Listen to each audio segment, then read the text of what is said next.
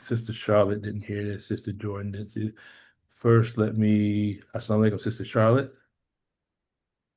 Walaikum salam. How are you? I'm absolutely wonderful. Sorry for my tardiness. Oh, that's okay. We're just kind of having a little family chat before we get started. Sister Jordan, assalamu alaikum. Walaikum salam, family. How are you? Good, by Allah's grace. How are you? I'm grateful and thankful to see another day. Yeah. And we have Sister Sandra, assalamu alaikum. Walaikum salam. How's the family? How's everyone? We are fine by Allah's grace. I wanted to share with the believers the significance of Sister Wahida, formerly known as Sister Dina. Years ago, around 2016, I was working real close with Sister Naira and Brother David when she was doing Dianetically Speaking. And I was writing articles and posting them on the web, on the Facebook page, sharing with the believers the connections between the Supreme Wisdom, the Holy Quran, and the tech of Dianetics. And there came a time when I was in between work and school. I was juggling a lot of things, and I had decided that I was going to just let it kind of grind down to an end. And Sister Dina contacted me, and I wouldn't say she begged, but Sister Dina really inspired me to keep things going. So the Zoom meetings that we have had over the past 4.5 years has really been, it was a result, and I'm thankful to Allah for it. It was a result of Sister Dina's conversation with me. So when we see the Zoom meetings, when we see the YouTube channel, the reason why I'm stating this is that it's the little things that we do that we might think is insignificant. It's the ideas that we have, and we might think that that idea is insignificant. It's just a kind word given to another individual, and we might think it's not even relevant. But I want to share with us the result of Sister Dina contacting me, and our communication, and how she inspired me to keep this going. So, Sister Dina, I'm gonna share with you the effect of your cause by Allah's grace. So, let's see. Am I going to be able to get into this? Well, I don't think I'll be able to get into it because it'll take too much time. But so, Sister Dina, right now, we currently have about probably over 15,000 views. Oh, wow. We have reached India, Great Britain. Sister Sharon and Sister Jordan, you're in Bermuda. Bermuda. Bermuda. So Oh, praises Sister to Dina, Allah. if it wasn't for our conversation, these sisters in Bermuda would have never even heard of it. All praises due to Allah. India, Bermuda, Great Britain, and there's a couple other countries, all because of a conversation. And this is why, by us staying in contact with one another as believers, Allah places in each one of us something that we might think is not relevant. But when we share it, that might be the missing piece to a puzzle that another believer needs to hear that ignites something in them. Yes, sir. So we're going to give Sister Wahida a round of applause. We're grateful and thankful. Allahu Akbar. May I add my 2 cents? Of course, Sister Charlotte. If it was not for this platform, I would have never finished my book one. Mm. Wow. I thank you, Sister Wahida, because that Allahu was a Akbar. struggle. Allahu Akbar. All praise Wow. to Allah. Yes, sir. Brother Lukeman, Sister Charlotte, thank you for that. And Sister Dina, thank you, because Sister Charlotte reminded me I'm the same. The same is for me. I would have not, I don't think I would have completed my Dianetics extension course had it not been for this platform. Allahu Yeah, Akbar.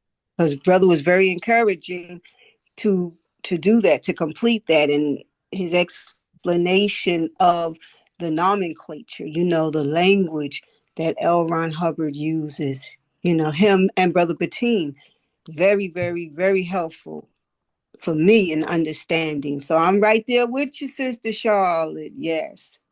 Thank you Praise again, the Sister Lord. Dina. Yes, ma'am, family. Let me see. I think I have to resend this. Give me 1 second. Can I resend it?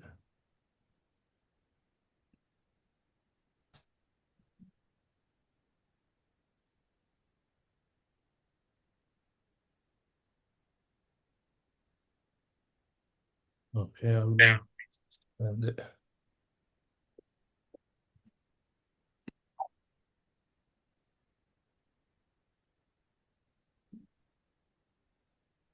Okay, hopefully that'll work.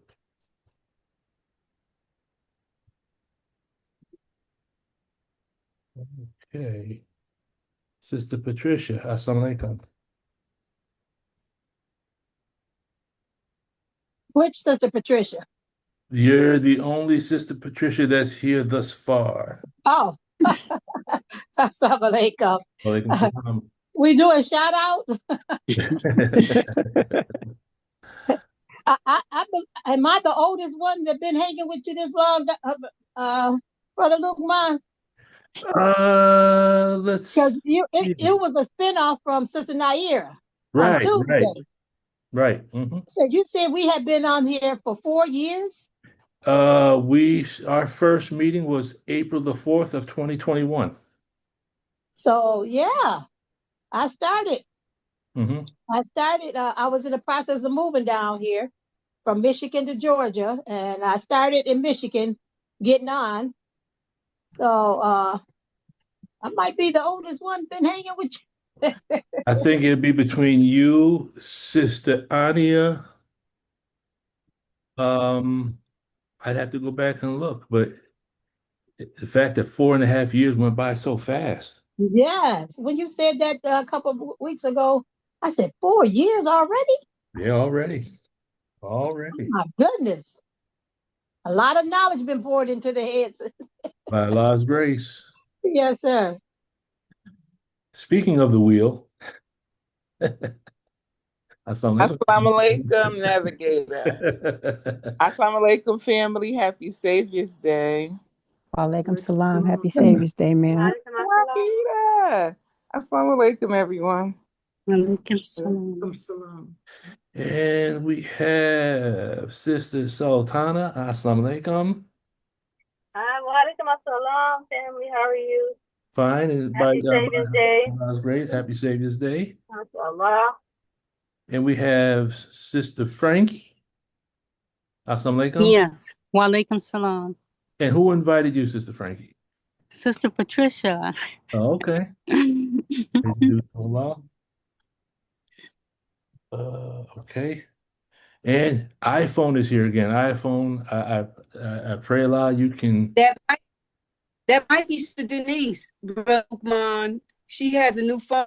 She's not able to work it, but she explained to me how she got kicked off the last time. And Oh, tell that might Sister be Denise I'm Sister so Denise.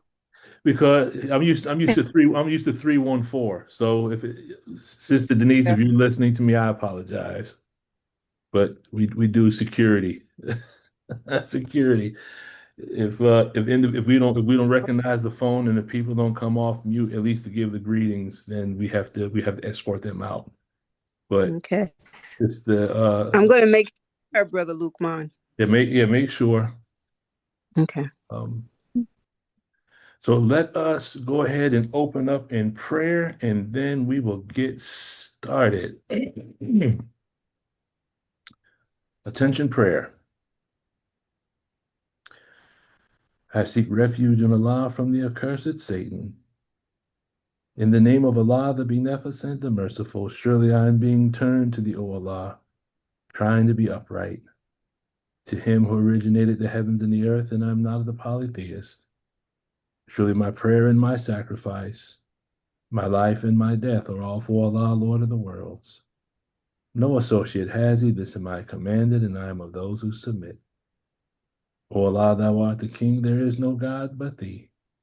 Thou art my Lord, and I am thy servant. I have been greatly unjust to myself, and I do confess my faults. Please, Allah, grant me protection against my faults, for none grants protection against faults but thee. Please guide me to the best of morals, for none can guide to the best of morals but thee. And please turn away from me the evil and indecent morals, for none can turn away from me the evil and indecent morals but thee. O Allah, bless Muhammad and bless the true followers of Muhammad. Thou didst bless Abraham and the true followers of Abraham, for surely thou art to be praised and magnified. And O Allah, make Muhammad successful and make the true followers of Muhammad successful, as thou didst make Abraham successful and the true followers of Abraham successful, for surely thou art to be praised and magnified. Ameen. Ameen. In the name of Allah, the Beneficent, the Merciful, I bear witness that there is no God but Allah, who came to us in the person of Master Farad Muhammad, to whom praise is due forever. I bear witness that the most honorable Elijah Muhammad is the exalted and living Christ. And I bear witness that the Honorable Minister Louis Farrakhan is the Messiah in this day of judgment in which we now live. I greet my family once again with the greeting words of peace and paradise. Assalamu alaikum. Walaikum salam, sir. Walaikum salam, sir. Walaikum salam. Oh, Sister Sharon, I didn't get the chance to greet you. Assalamu alaikum, Sister Sharon. Walaikum salam, family. How are you? I'm great by Allah's grace. So happy to be here today. All righty, let's see. Sister Tina, did you do the search post? Yes, I did take charge of this post and all temple property in view. Yes, that was Sister Denise. That's Sister Okay. Denise. You told her I apologize. Yes, I told. Okay. Let me do this real quick. This is so okay. Sister Denise, Sister Peggy, assalamu alaikum. Walaikum salam. How are you? I'm well. Praise be to Allah. Thank you. Okay. The floor is opened. Thoughts, questions, concerns, comments, cognitions, postulates. Does anyone have anything they would like to put on the table before we get started? Any questions about the tech? Sister Angela. That was good.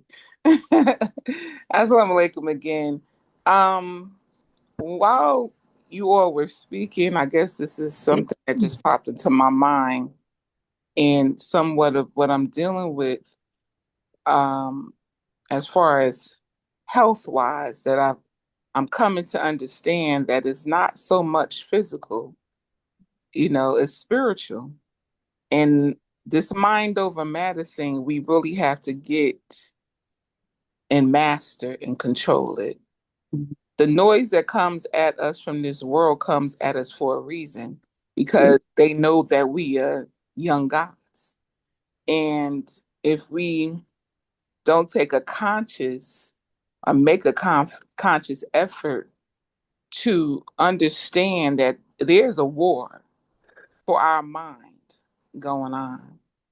So I've been in a situation for almost 2 months now, where it took this long for me to see that I had to pick up my bed and go, like Jesus told the man to do. The man, because he was he believed he was incapacitated or in a place where he couldn't do anything for himself. All he needed was the word and believed the word, and he got up and walked. So that's where I'm at right now. With all the Zooms that I go on, with everything that I try to keep in my ears, it's like being in the Garden of Gethsemane with Jesus. He's that close, and here comes Satan. So Satan is a factor I think we have to consider until we can take that string off our finger, like the Most Honorable Elijah Muhammad said. And and as you said with Sister Tina, which is so befitting, we always have to keep alert on our post and not fall asleep like the disciples did in the garden. Mm-hmm. Assalamu alaikum. Walaikum salam. Thank you, Sister Angela. Thanks be to Allah. It seems as though as the time is going forward and the time is getting short for the enemy, Mm-hmm. as our need for spirituality is increasing, Right. so is also the foolishness and what Allah calls frivolous discourse is increasing, keeping us so I keep thinking about this all the time. We shared this once before in the Holy Quran. I believe it's study guide number 2, Building Human Potential, where you have, no, it's Mixed Feelings and Controversy, my mistake. Mixed Feelings and Controversy, where you have the stories of all the prophets and all the chiefs and the pharaohs they went to. And it was when Moses went to Pharaoh and Pharaoh called for all the enchanters, correct? Mm-hmm.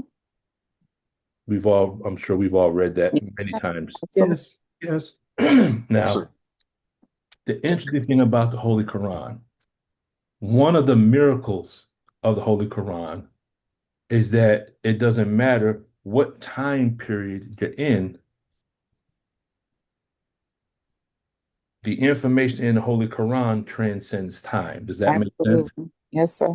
Yes, And sir. I'll give us an example. For those that are new to the Zoom meetings, we do the word clearing on the Arabic in the Holy Quran, and we come face to face with the tech. Interesting thing about Moses going to Pharaoh and Pharaoh calling for all the enchanters. Mm-hmm. If you look at that in present time, 2025,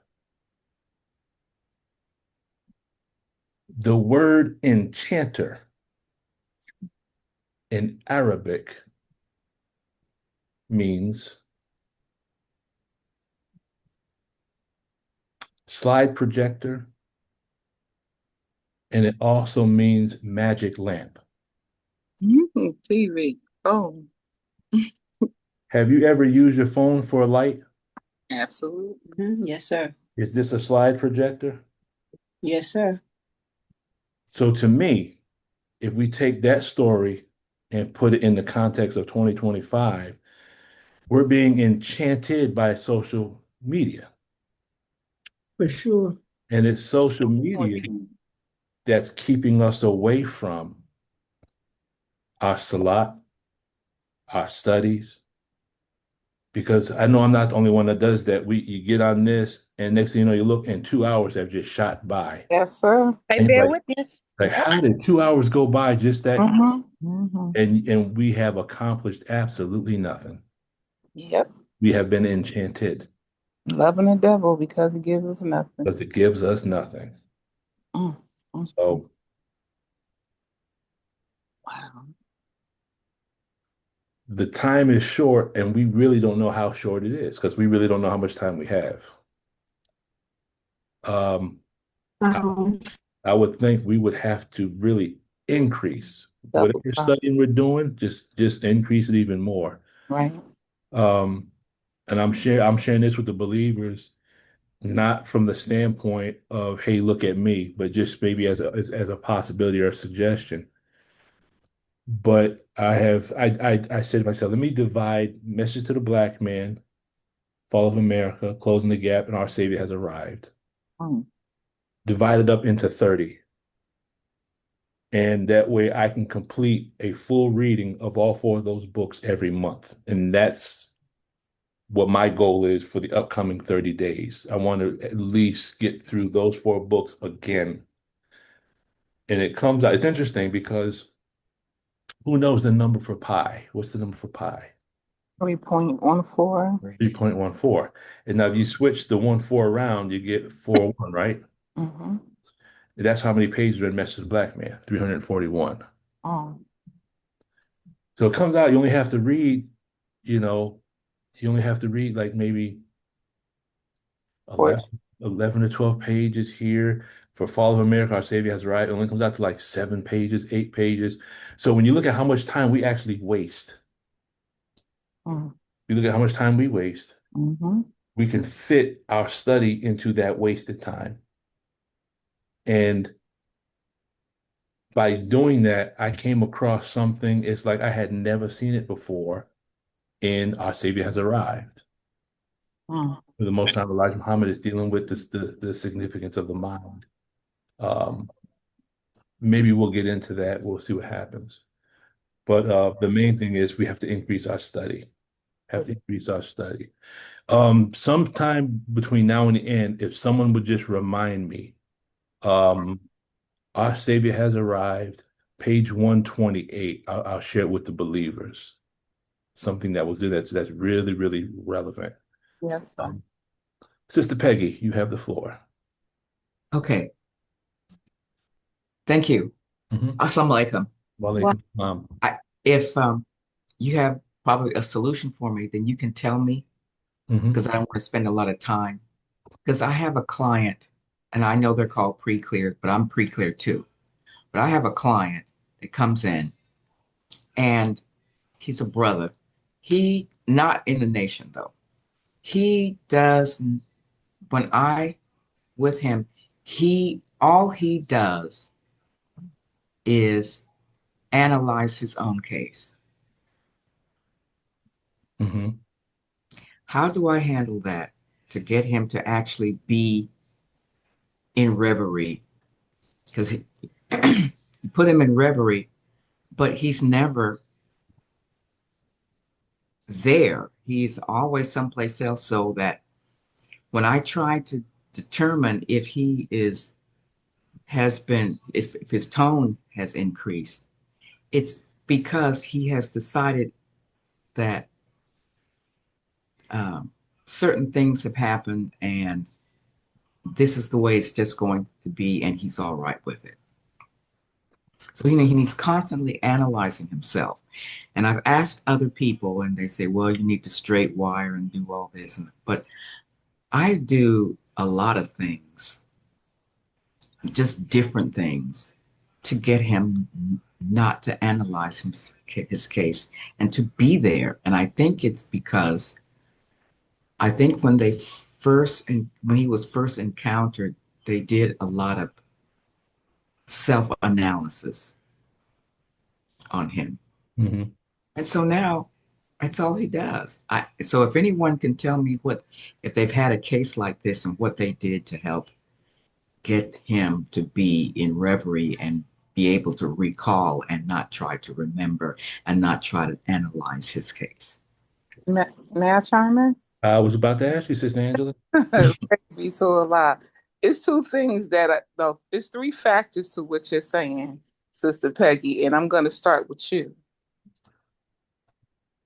When I find a case that I call autopilot, they're taking me where they want me to go instead of, and it's a protected thing that they do. Usually they're in someone else's valence.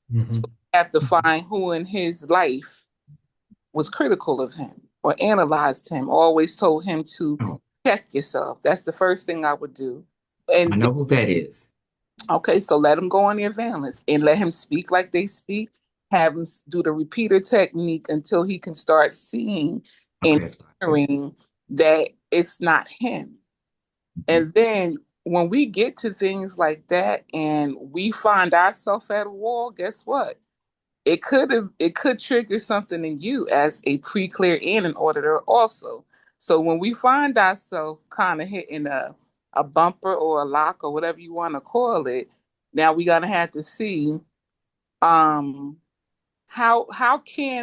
is it that I'm not getting this pre-clear to speak in a certain, because it sounds like he's speaking in the third person, analyzing himself, right? Yes, he does. That's what he does. Okay, yes, ma'am. So the third person is the valence that he's in, talking to him, but we just got to make sure you are not irritated by it, because that wouldn't be good. You understand what I'm saying? The auditor has to stay in the I. You know, my voice always found to be analyzed, analytical mind and not reactive mind. But usually when I find a case like that, there's the person that the valence that they're in hurt them very bad. I'm talking about it's a lot of trauma. One that took me 3 hours to do like that. Every time I thought I was going somewhere, I hit a wall. And she was taking me where she wanted me to go, where I saw we had to go. So inshallah, don't let them tire you out, and you might become a master at those types of cases, inshallah. So what do I do? Well, you have to find out who. You said you know who? Yes, I know exactly who So do you ever it is. then speak like And speak? and we've delved into it, and what he does is he'll tell me something horrible. Well, nothing really horrible, but he'll say something about what this person has done to him.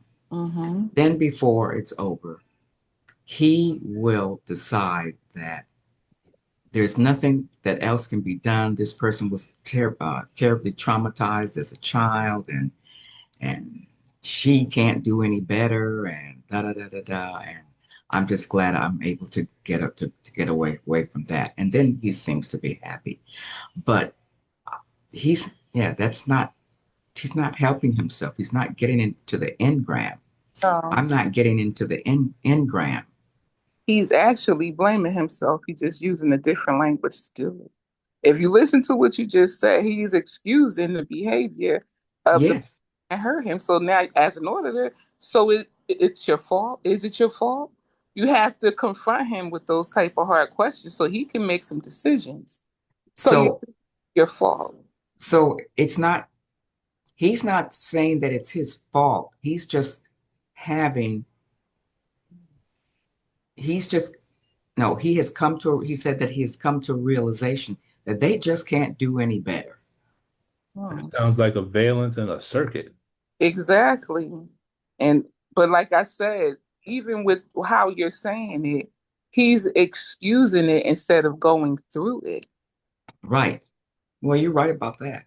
So I would do the repeater technique, and then I would confront him and say, does it make you happy that you say that she doesn't know any better? She can't do any better. You know? So you have to pull the emotion, because it sounds like he's hiding. He's hiding. He's and then there's something that his mother got him to do. And then when I think about it, that could be part of a social contract. So he couldn't understand why his mother had him do this particular thing. And he said, that wasn't the most awful thing I've ever known about. And I'm sure she got me to do it, and she got my other brothers and sisters to do it too. But that's some of that stuff is what people got children, not necessarily children, to do, but what people to do if they can't go to the bathroom on their own. They'll stay and they have a chamber pot, and then they'll call someone to empty it. Okay. And so that may not be I would consider that a bad thing to do. But that's what people used to do if they got sick physically and they didn't have anybody else to do it. And they had children, they would get their children to do it. So that's part of, just mom and all the children would have to empty this pot. He said, I'm sure my other brothers and sisters did too, because she was too weak to go up to the bathroom. And this is an engram? I don't know if it's an engram. This is something that he told me she did. Oh, interesting. One of the bad things that, so anyway, I thank you very much.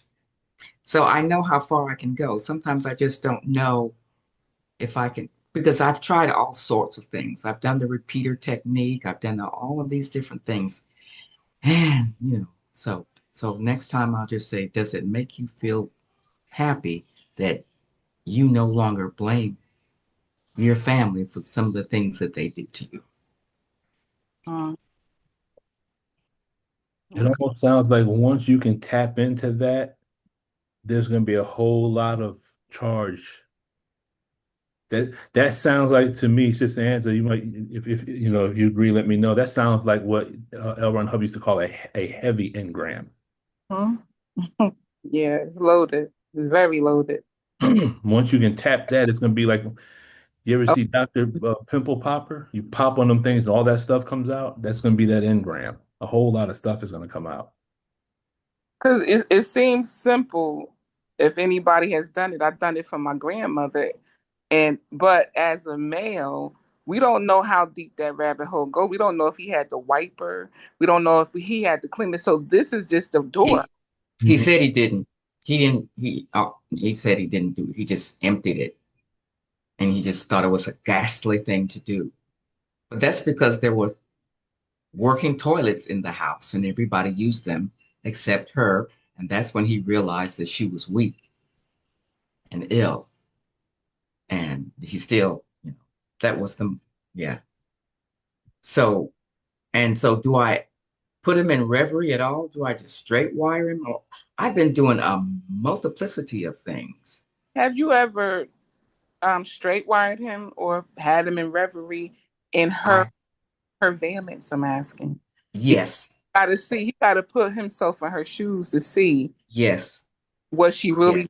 or so he don't feel like it's such a ghastly thing to do. That's his mom, and if she can't make it to the bathroom, I'm not understanding. Well, he did not know. He was talking about the very first time that happened. She called him in from playing football, and she would do it every certain days of the week. I guess that would be his turn, and then later on, after she was long gone, he realized that other children in the family did the same thing. Mm. Did you do an assessment on him? Yes, yes.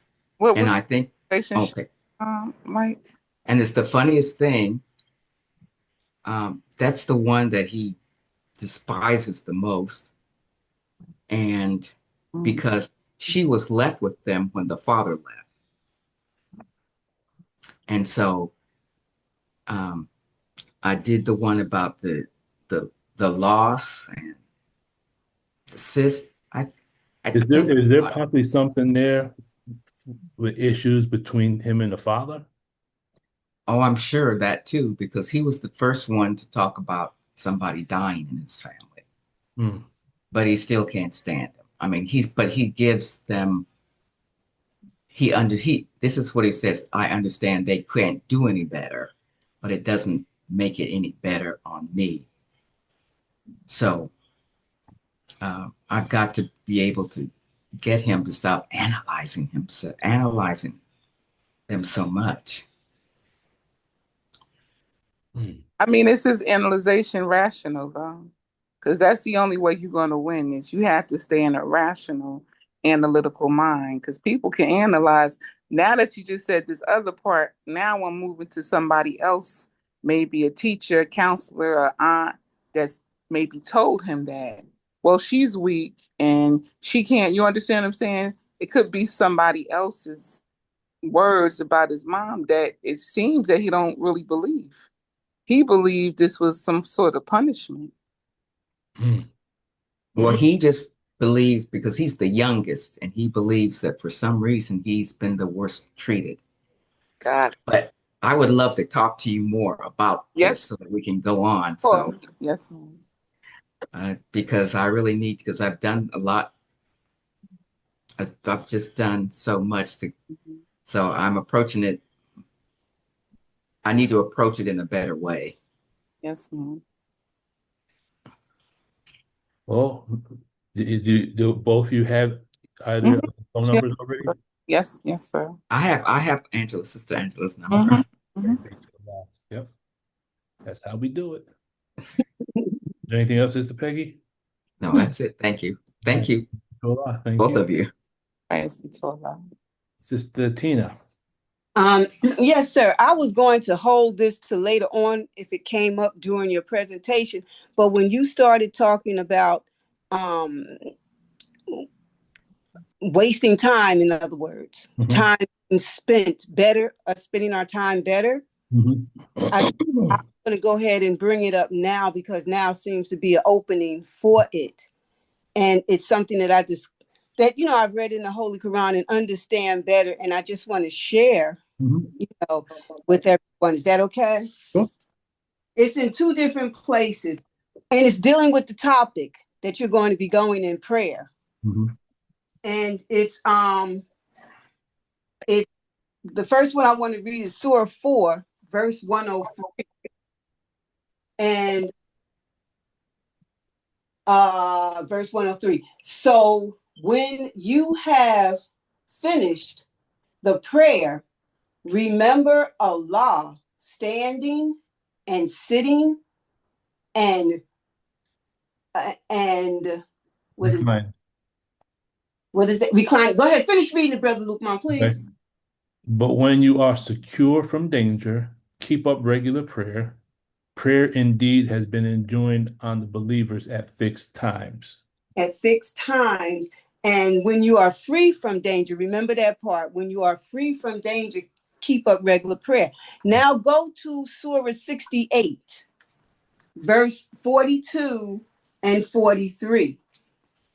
And can you read that, Brother Lukman, please? Yes, ma'am. 42 and 43. Bismillahir Rahmanir Rahim.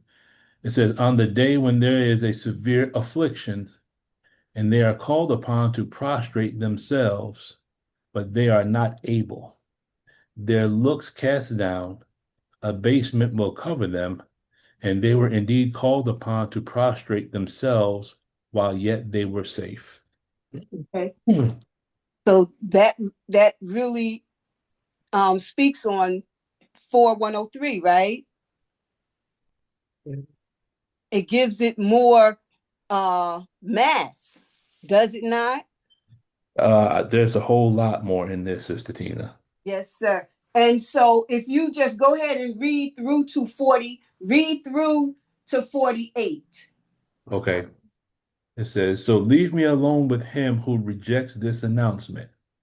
We shall overtake them by degrees from whence they know not, and I bear with them. Surely my plan is firm. Or dost thou ask from them a reward so that they are burdened with debt? Or is it the unseen with them so that they write it down? So wait patiently for the judgment of the Lord, and be not like the companion of the fish when he cried while he was in distress. Okay, now when you go to that footnote is talking about Jonah, the companion of the fish. And so that footnote will take us back to a verse. That footnote will take us back to verse 37, 142. So can you read 37, 142? 37, 142.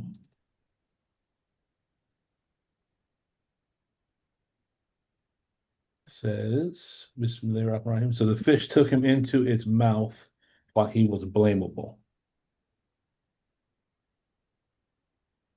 And in that footnote, to verse 48, it really explained it. So I should have had you read that. But what it was saying is that Jonah was in the fish's mouth and he was in distress. He was in affliction. But because of him glorifying Allah, when he was glorifying Allah in the past, Allah saw mercy on him and, saved him from that affliction. And the fish spit him out. and we know the rest of the history. So we're like a people like Jonah. And so that the verses that you read, 42 and 43, it really impacted me in regards to wasting time while I'm safe. If I'm safe, I'm in my home, and I'm safe. Instead of watching TV or instead of doing whatever I'm doing that I think is more important than prayer, take that time out to make my regular prayer, because it's going to come a time, there is going to come a time where we're not going to be able to even prostrate ourselves because of the danger, the affliction. So, You yeah. know, Sister Tina, I saw something different in that. Okay, what did you see? I'm going to look up the word affliction Mm-hmm. because this is a perfect segue into what we're talking about. This is a beautiful way to enter into the subject matter, because when it says on the day when there's a severe affliction and they're called upon to prostrate themselves, but they are not able. I'm almost looking at that from the standpoint, if we combine it with the tech. Mm-hmm. And I think all of us have experienced this at one time or another, and some of us may have experienced this just recently. But we have so much going on in our life, and we look at ourselves so poorly that we're not able to prostrate ourselves because of our own guilt. Mm. Has anyone ever experienced that, where we feel so negative towards ourselves, we feel as though Allah doesn't even hear our prayer? You are Yes. on it, Brother Lukman. You are on Yes, it. sir. Or I feel like I'm not even worthy for him to even hear my prayer, so I Okay. don't give it to him. Okay. Okay. Mm. Okay, we're all on the same sheet of music. And this is thank you, Sister Tina. That is, you just added some ayats, some Quranic mass, Praise be what we're to Allah. going to talk about. And even though, and I'm at when as Sister Tina, are you finished? Yes, sir. I'm finished. Yes, sir. Okay. Thank you. While Sister Angela is speaking, I'm going to try to find this clip of the minister, because any clip of the minister is like a bomb. Does that make sense? Yes. That is like a spiritual ointment. Because I know I've experienced it. Sometimes we get so far away, and I'm speaking from experience. So if the shoe fits, then that's fine. But let me preface it with this statement. Minister Farrakhan said this one time. He said, just the fact that you are trying to be righteous in an unrighteous world goes a long way with Allah. That's Yes, one. sir. He did. See, it's easy to be a Muslim, especially during Ramadan in the Middle East. If everything's closed, and from the perspective of the brothers, if sisters are always covered, there ain't no test. Right. Okay. But the best Muslims, and I'm saying this based on how an individual strives to be righteous in an unrighteous environment. This is the environment that makes Muslims. Mm-hmm. It's easy to say, yeah, I'm on a diet, I'm a vegetarian, if you're in an environment where there's no meat. It's just like the brothers in the prison. A lot of brothers can be Muslim in prison, and after Brother Salam can bear witness to this as chaplains. You know, it's easy to be in the prison and say, "All praise is due to Allah. I don't do this and do that." Yeah, but when you make the board and get back out in public, let's see if you can hold your Islam then. That's right. Okay, so go ahead, Sister Angela. I'm gonna see if I can find up this clip real quick. Yes, sir. I was listening to the minister, and he was talking about people in the first, when it appeared that the Most Honorable Elijah Muhammad physically passed, and how some members ended up in an insane asylum. Now, anybody, I don't know who on this call has been close or has gone through a mental break, a nervous breakdown, but I have. And this is how I ended up in the nation. So that's a very spiritual thing. And the warfare, the jihad in it, is Satan uses our guilt, our sin, so against us, so we don't seek refuge in Allah because we don't think we're worthy. Right? And I personally went through this right before I entered into the anxiety. I just found the Holy Quran. I took my sister's Holy Quran, and when I read Al-Fatiha, I was like, this is the most beautiful thing I ever read in my life. And I was a teenager. And I noticed when I went back and grabbed information from that time, especially being a psychologist and an auditor, I noticed the pattern with people with paranoid schizophrenia in particular. Most people that go through that feeling like they're being watched, that's just a heightened level of guilt. Because they believe that they did something so unforgivable, or they're so lowly and not worthy that it causes a mental break. Thus, the minister gives us auditing. And it's so interconnected and married. In order for us to survive, we're going to have to learn to settle on the best part of ourselves, because Satan is going to use it. It's so much decadence in this world that if we don't understand that Allah is rewarding us, and but he's rewarding us and willing to take us out of this affliction just for us striving. And that's definitely connected to slavery for us, because we were taught we were heathens and not worthy of Allah.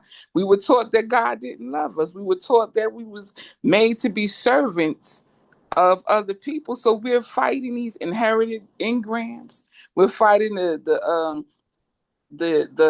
wiles of Satan that put all this decadence around us. And as soon as we take a taste, just a taste, is how the guilt is too much to bear, that we already do. We already have our own engrams. We already bring in our own baggage, and this slip can happen, especially as it gets darker. So when I speak to sisters in particular, I really like them to understand that Allah is all forgiving to mercy, and don't allow Satan to use a moment of weakness, a moment of not being clear.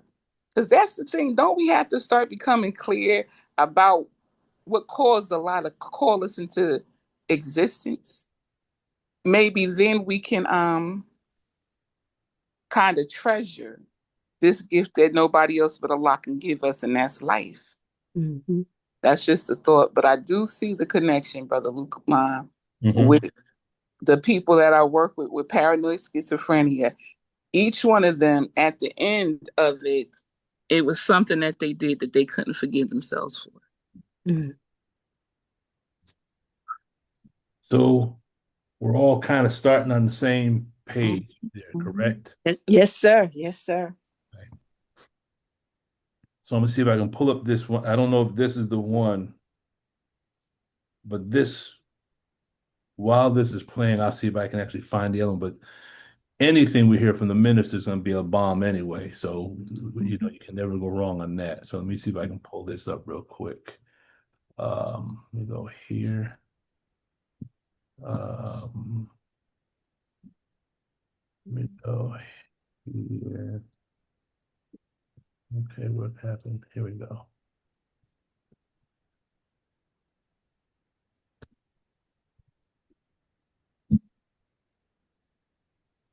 Oh boy. Give me 1 second. Anyone else like to comment on anything while we're?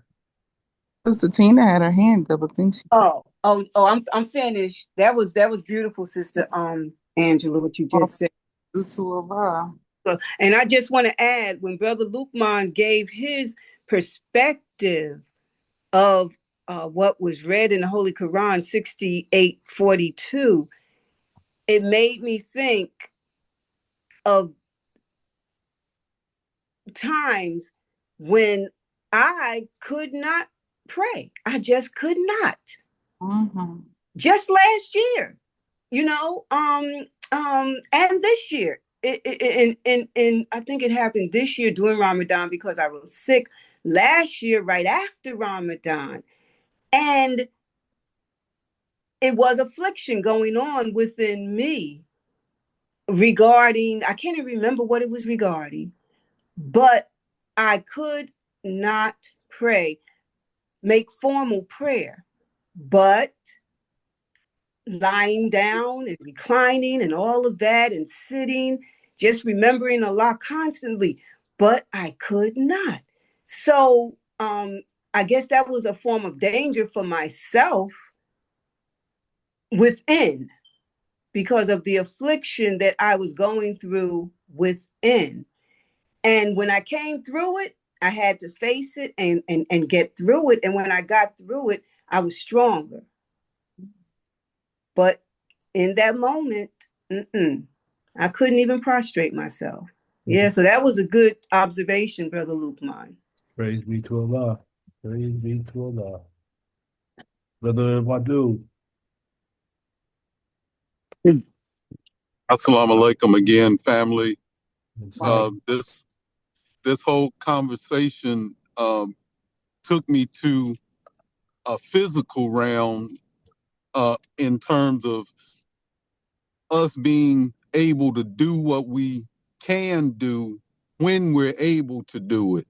What I mean by that is, at one of the hospitals that I worked at, they had a health facility very near the hospital.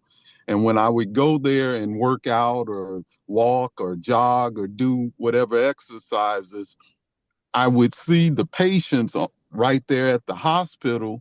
And in my mind, I would think sometimes that the patient in the wheelchair, or patient that I had seen earlier that wasn't able to get out of bed, I wondered if they wish that they could go walk right now or go jog around the track or do something. So it just reminds me to say that we do what we should do or can do while we're able, because we never know what position or condition we may be in later, to where we would only wish that we could go do what we could do now, but won't be able to do then. Yes, that's right. Yes, sir. That's right. Yes, sir. Thank you, Brother Wadu. Sister Sharon? Yeah, there's so many kinds of craziness and so many thoughts, because I've had that thought too, brother. But then what I've been finding is, when you have, or I should earn it, when I have the same kind of anxiety as if I felt guilty that I did something, I have the same feeling, but I don't know what I did. So I have the same feeling of guilt, but is non-specific. And that feels really crazy, because it's one thing to have done something that you feel bad about, but to have the same kind of anxiety, but you don't know what you did, feels a little bit like insanity sometimes. Feels a little, but the guilt is the same, that total feeling of unworthiness is, sometimes it's pulsating, sometimes it's, or if I hear people say that they study a lot, and I'm thinking, I'm not studying a lot. I should be studying a lot. I don't know how to study a lot. Like, what should I study first? Like, it just like becomes this anxiety. Well, the time is short, and you really should step it up. And it's almost like the more focus there is on that, the more panic there is, and the less activity there is. So I just listening to people and I'm realizing like it's all one kind of crazy, but it has these different faces to it. Mm-hmm. So yes, yeah. Yes, ma'am. When we look at the main concept that's on the table right now of the inability of making our prayer because of the weight of our guilt, can we safely assume that we can start at that point? Absolutely. Absolutely, sir. Okay. Yes, sir. Now, can we honestly say that we're breaking less laws now than we were before we came into the nation? Can we say that? Yes. Absolutely. Okay. Yes, sir. Now, Yes, sir. the thing we have to look at is, because all of us here that are registered members, we wrote a letter, and our letter was accepted because we were so righteous that a lot didn't see the sins that we committed before. Is that what happened? Yes, I like it. Yes, sir. Sure. So the No, point no, of, no, sir. Not that we're so right, but that Allah he wasn't holding that against us. That's how I was looking at what you just said. Then I heard, I said, what no, I had to throw a curveball out there. Absolutely. The point No, I'm trying definitely not so righteous. Yeah, the point I'm trying to make is, and I've heard different teachers teach on this with regards to the acceptance of our letter, how that represents, and this is for everyone that is a registered member, we were handpicked by the Savior. Can we comprehend the magnitude of that statement? I don't think we do.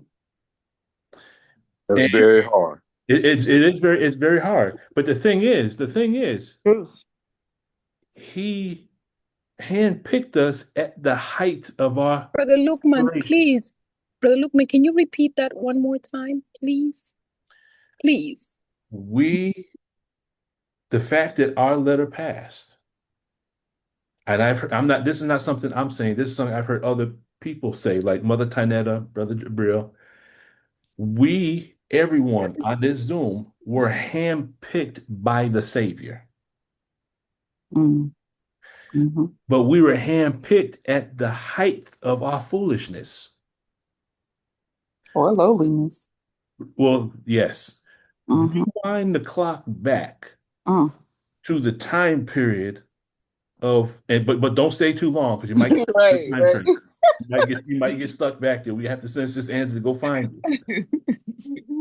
Go back to the life prior to when we're in what we call our Jahalil. Right.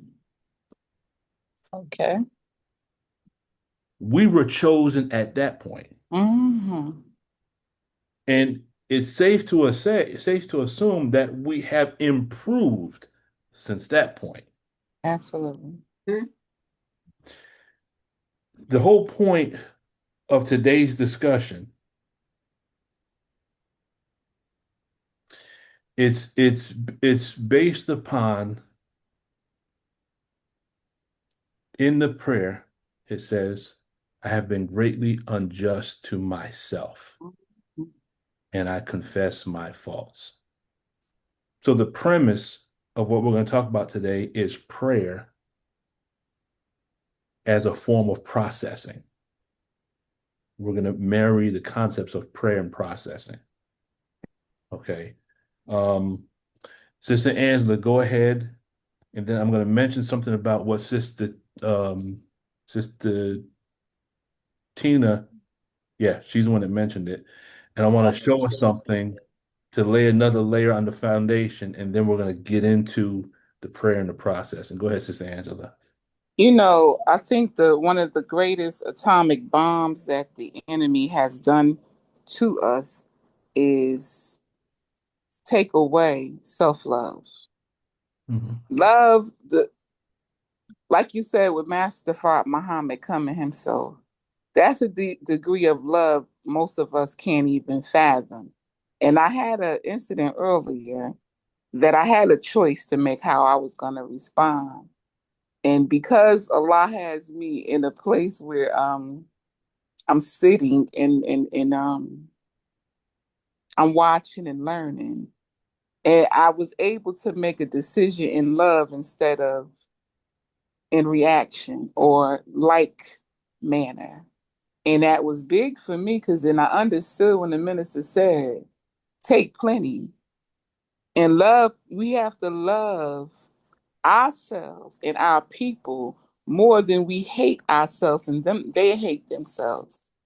You understand? So I think the love within self, if we get it tuned up, like you just said, if we can look at where we were and where we are, we can get out of that guilty stage quicker, faster, and be justified. It'll make sense. It's mathematics.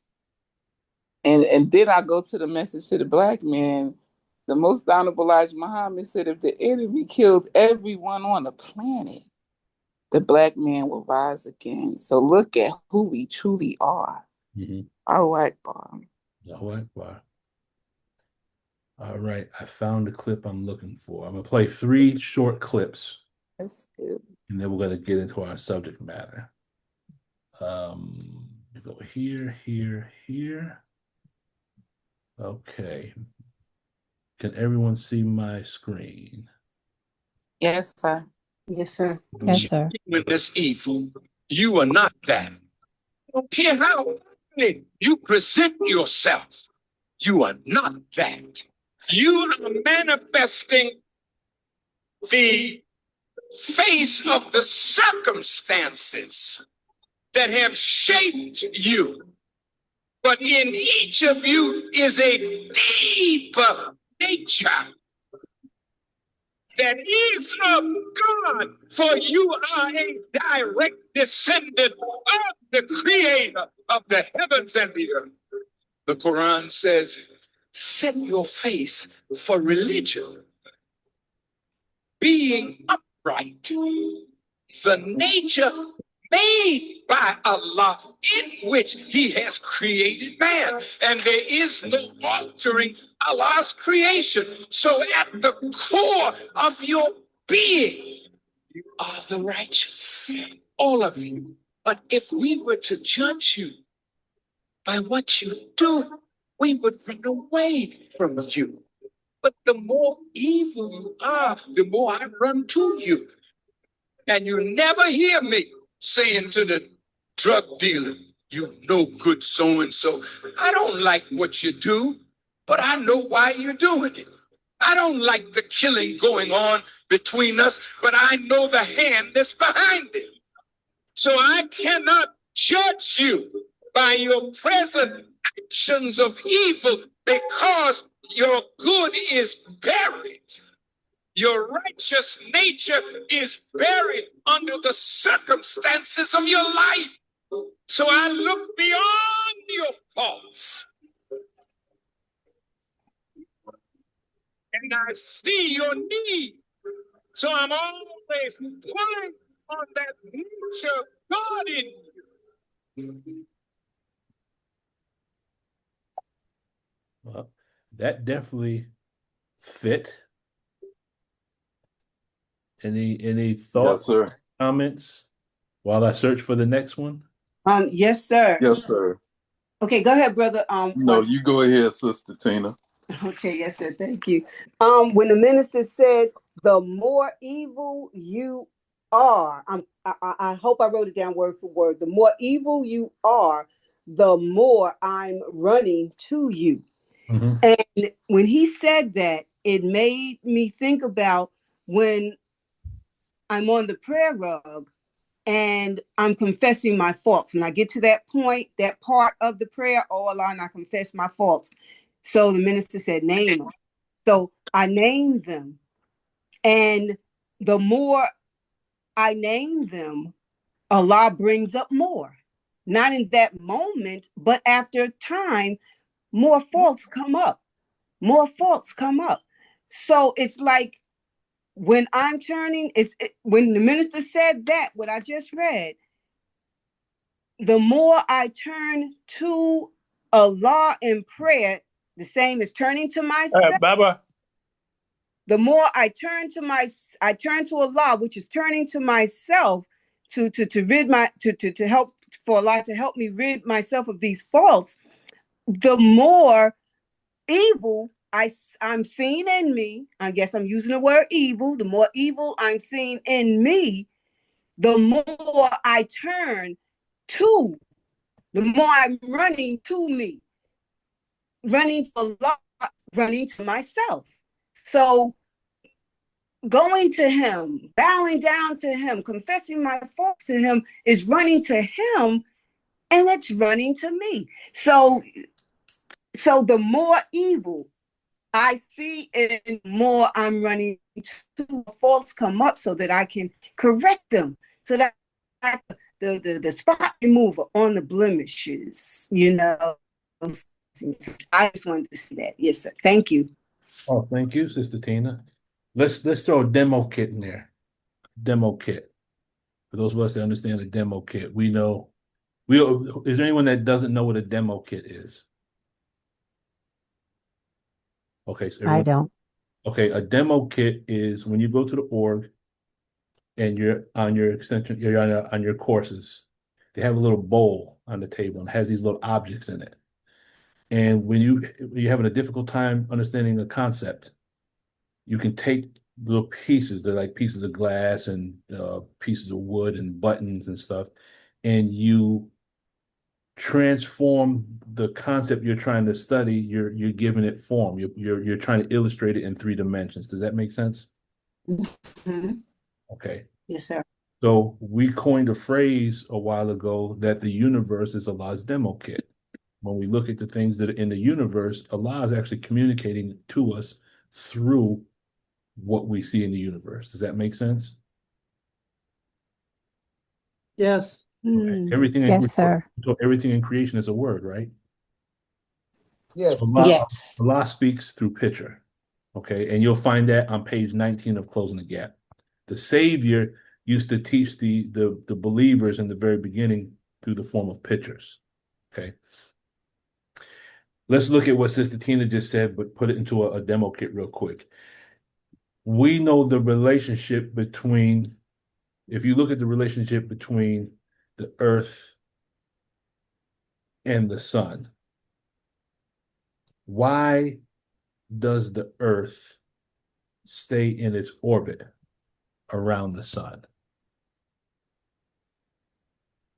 Well, it's in obedience. That's how the earth was created. Okay.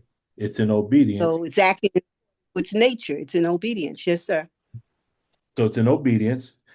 The sun gives light, life, and power to the earth.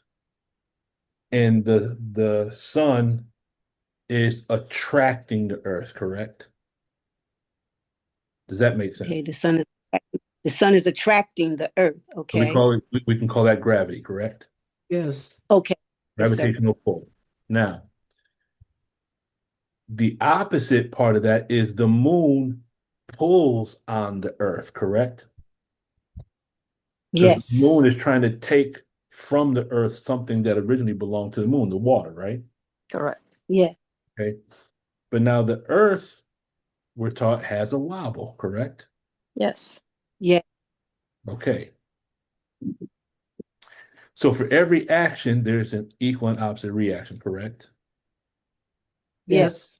Okay. So now if the earth has a wobble, if there were no moon, is it possible that the earth would leave its orbit because of its wobble? Yes. Possibility. Wow. But now the moon pulls on the earth, and for every action, there's the equal and opposite reaction, correct? Mm-hmm. Yes, sir. So if the moon is pulling on the earth, then the earth is pulling back towards the sun, right? Okay. So the moon, even though it's trying to take something away from the earth, it plays a part in keeping the earth in its orbit around the sun, right? Okay. So if you take that same concept, but apply it to self, if the moon represents the low desires or the weaker part of ourself, could that also mean that our shortcomings on one level are positive in that it is our shortcomings and our failures that keep us in submission to Allah? Because every time we fall short, where do we go? We pray. To To Allah. Allah. Run to Allah. Run to Allah. That's right. That means on one level, devil would serve a positive purpose. Because if every time we fall short, we hit the prayer rug, then what's the devil keeping us doing? Praying. Praying. To Allah. The devil keeps us praying. Yes. Okay. Now going back to what Sister showed us in Surah 68:42, on the day when there is a severe affliction. Okay, it's interesting. And they are called upon to prostrate themselves, but they are not able. And this is a beautiful segue, because to me, what I saw in that was when there is a severe affliction, meaning people are so aberrated, they're going to be called upon to make salat or pray, and they're not going to be able to pray. In other words, if I say that in the language of the tech, they're going to have so many overts and withholds, they can't go to prayer. Does that make sense? Yes, sir. Sir. Their mind is so heavy with guilt that they feel as though Allah will not accept them or us because of our sin, as if we were righteous when he found us. Mm. Does that make sense? Mm-hmm. Now, the Arabic word for affliction comes from the root word. The root word is salka. And it's interesting because that same word, you'll find it in Surah 50 around ayat 17, 18, or 19, somewhere around there. And it says, it talks about how we have created man and we know what his mind suggests to him. Then it says, and we have given him recorders, basically, on the right and on the left. And it says, we have provided for every person a driver and a witness. Mm-hmm. Now, when you look at the word drive, when you look at that word driver in Arabic, it's the same word as affliction. But it also means engineer or a driving force. Does that make sense? Yes, sir. Okay. So the word affliction in the Holy Quran is the same as a driving force that's also in the Holy Quran, Surah 50.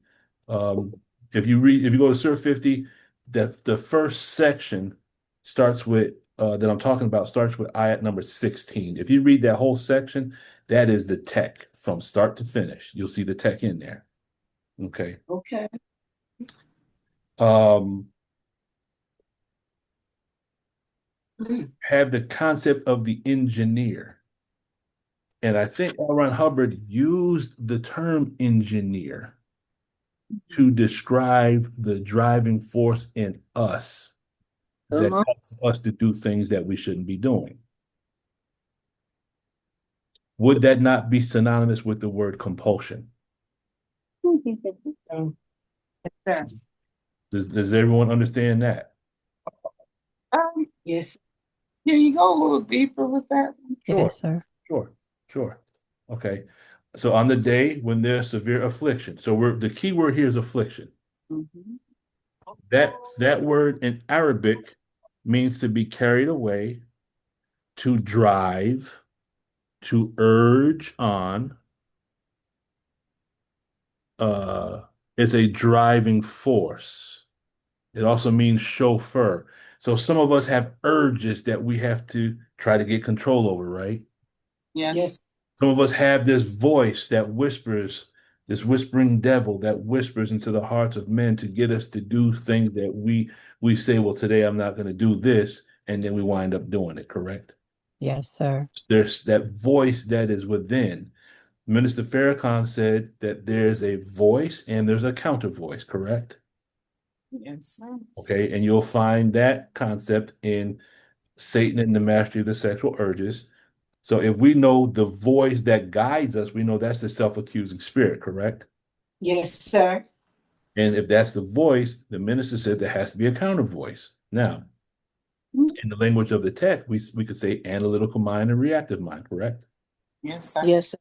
Okay, so when you look at the word affliction and the concept of a driving force, something that is constantly nagging us to do something, and we don't want to do it, but this voice is just annoying as hell. In the language of psychology, that's called a compulsion. Does that make sense? Yeah. Or obsessive compulsive behavior or obsessive compulsive disorder in psychology terms, yes? CD. Okay.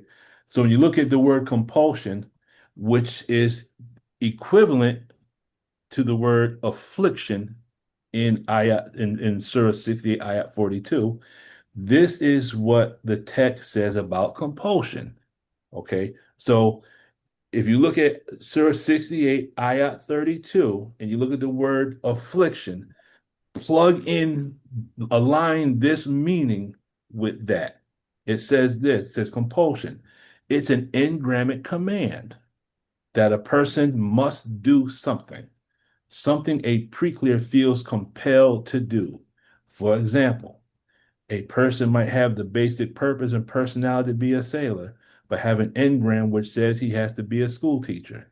He will feel compelled to teach school even though it's not really what he wants to do. One who insists upon the tenet that the personality consists only of neuroses, compulsions, and repressions is not only rather silly, but it is extremely dangerous to those around him. So compulsions, like when and I always use this as jokingly, but it's very real. When sometimes we might be traveling on a highway, and we're supposed to do one meal a day, right? Yes, sir. But some of us say, well, since I'm traveling, Allah says in the Holy Quran, if you're traveling, right, or traveling around a journey, right? You're on a journey, you don't have to fast. Isn't that the loophole we use? Yes, sir. We stop at the red sign, and some of y'all might know what the red sign is. Does anyone know what the red sign is? The hot sign? Is that about the Krispy Kreme? That's Krispy Kreme. That's Krispy Kreme. Okay. And sometimes our car steers itself off the highway, off the exit to go to Krispy Kreme. And some say, well, I don't do Krispy Kreme. Okay. Well, you go to Cinnabon then. All of us has something we're wrestling with is really the point I'm trying to make. Does that make sense? Yes, sir. Okay. Yeah. So we have this so affliction and compulsion, we're talking about the same thing, right? Yes, sir. Okay, now, I got these other videos I got to show us first. Let me go back to these videos. I got 2 more clips, and then we'll get into the other part of this. Okay. Whatever's plaguing you from the past, that's gone. Learn from it, but come back, come out of that. You have to know history so you don't repeat it. But once you know your history, you move out of that. Stop living in it, suffering in it. Don't worry about what could have been, should have been, might have been. There's nothing healthy about that. So the past is gone. You can't live there. The future, you can't live there because it hasn't come yet. And when it does, it won't even resemble the present. There's prophecies, there are predictions, but now we're in the fullness of time. The only reality is the moment. Only right now are we alive. Right now, right this second, you have access to the light. The light is in you right now. So what you want, go for it. Don't wait until tomorrow or next year. Don't say, well, the tools I need to become what I want are not in my environment. Work with what is present. That's what Allah did. He was in the triple darkness of space with nothing. Whatever is plaguing you. And then the final one is, let's see, I just saw it. I know it's here because I just saw it. And these are videos that are on the Facebook page for anyone that's interested. I every time I find something new, I put it in one spot so I can always go back and review it. Let's see. I'm getting close. I'm getting close. I know it's here because I just saw it.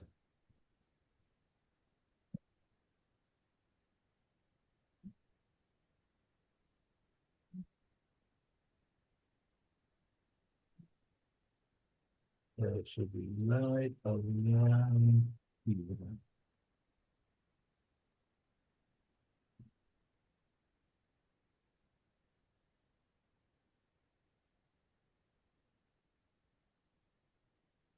Sister Jordan.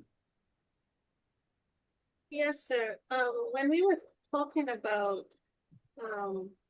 not feeling worthy or struggling to get past that feeling to pray, it reminded me of a section of the Quran that I read differently this time, and it speaks to that. So Hamim 22 and 23.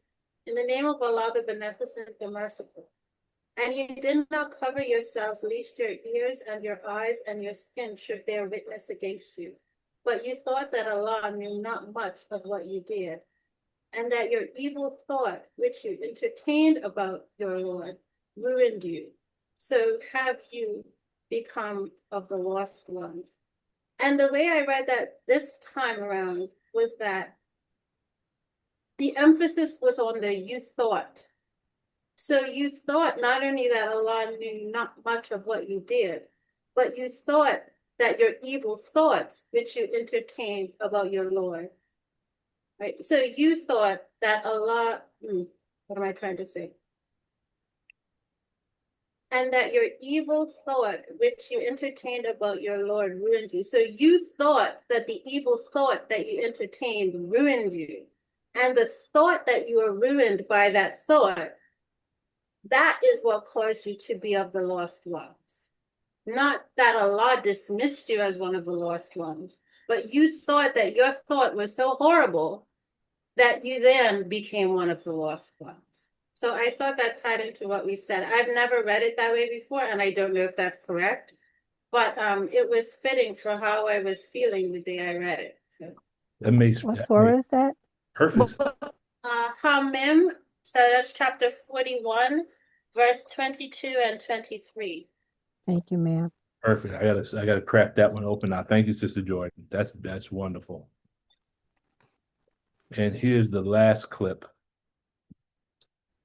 This is the one I was really looking for to begin with. Patient with yourself. Because you'll be up one day and down the next. You'll be pleased one day and displeased the next.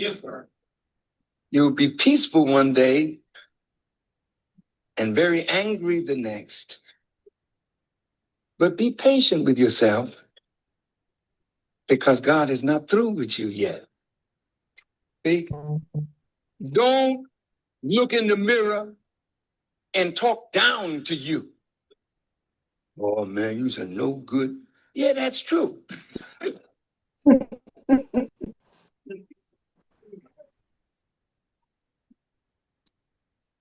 But that's not you. That's the enemy in you. So when you look at yourself and you're not pleased with yourself, it's called in the Quran the self-accusing spirit. When that's whipping you like that, just say, okay, Allah, if you will forgive me and have mercy on me, and strengthen me. I'll strive harder tomorrow to be better. Be patient with you. So those three clips kind of give us a little root in how we should look at ourselves, even in the midst of all of our aberration. The fact that Yes, we woke sir. up this morning, Allah, if we didn't wake up this morning, then that would be a whole different story, right? So either we all are made it, or all of us died, and this is what we're all dead and we don't know it. You understand what I'm saying? Yes, sir. Okay, so Allah still has some work to do with us, and we need to cut ourselves some slack. Yes, sir. Okay. Now, the word unjust in Arabic comes from the root word zalima. Zalim. It is the same word that you find in Suratul, I can't remember the name. It's Surah 113. The Lord, the dawn. I'm drawing a blank on the Arabic, but the dawn. Surah 113 is the dawn, correct? Al-Falak. Yes, sir. Suratul Falak. And when it says, I seek refuge in the Lord of the dawn from the evil of that which he has created, and from the evil of intense darkness when it comes. So the word unjust in this sense and the word darkness in that are derived from the same root word, zalima. It's interesting because in the word zalima, I want you to write down this word. Write down the word sore, S-O-R-E. Okay, sore. Mm-hmm. What does sore mean if we use that as a word? What does that word mean? Pain. It means to be in pain, right? Yes. Okay, this is an easy way to remember what the word zalima means. It means, it means a lot, but it's interesting. I saw these four keys, and I try to remember everything as mnemonic devices: suppression, oppression, repression, and evil or emotion. S-O-R-E. Suppression, oppression, repression, and evil. That's what we do to ourselves. I've been unjust to myself. What flow is that? That's flow zero. That's flow zero, right? What I do to myself. So if that word dilemma means to suppress, to oppress, to repress, or evil thinking or evil doing, and I'm being unjust to myself, then wouldn't that mean that I am suppressing myself, oppressing myself, repressing myself, and doing evil to myself? Wouldn't that mean the same thing? Good point. Yes, Okay. So when it says, let me go back here. And it says, I confess my faults. So now what happens is, that is page 34 of the Restrictive Law of Islam is where the prayer is. I've been greatly unjust to myself and I confess my faults. Well, wouldn't that, now if we just go through that prayer and we just shoot through it, if we don't have our intention behind the words, are we really confessing our faults? We're just saying it. I confess my faults. But if we start to get specific, then wouldn't that kind of be equivalent to processing? Yes, sir. Yes, sir. Could that be kind of like confession processing or fault processing? Yes, sir. Because the more we confess our faults, won't we begin to get very good indicators? Won't we get case gain? Won't we get cognitions? That's right. If we take our time, if we get to that point, you know, I have been greatly unjust to myself and I confess my faults and then start listing them. Start listing the faults. Wouldn't that make sense? Yes, sir. It does. Okay. Go ahead, Sister Tina. When you gave us the Arabic zalama, Uh-huh. for unjust and sore, when I just wanted to say, when I don't have the Arabic dictionary or whatnot, but I looked it up in the dictionary and I was surprised at these two meanings that it gave for unjust. And it's archaic. It's the archaic meaning. One means dishonest and the other means faithless. And I thought that was very interesting because when I confess my faults, if I'm not honest with myself, I am unjust in that moment to myself. And the meaning of unjust was faithless. If I'm going to Allah and I'm confessing my faults, but in my mind thinking he really killed me. Can you repeat that, Sister Tina? You phased out there for a minute.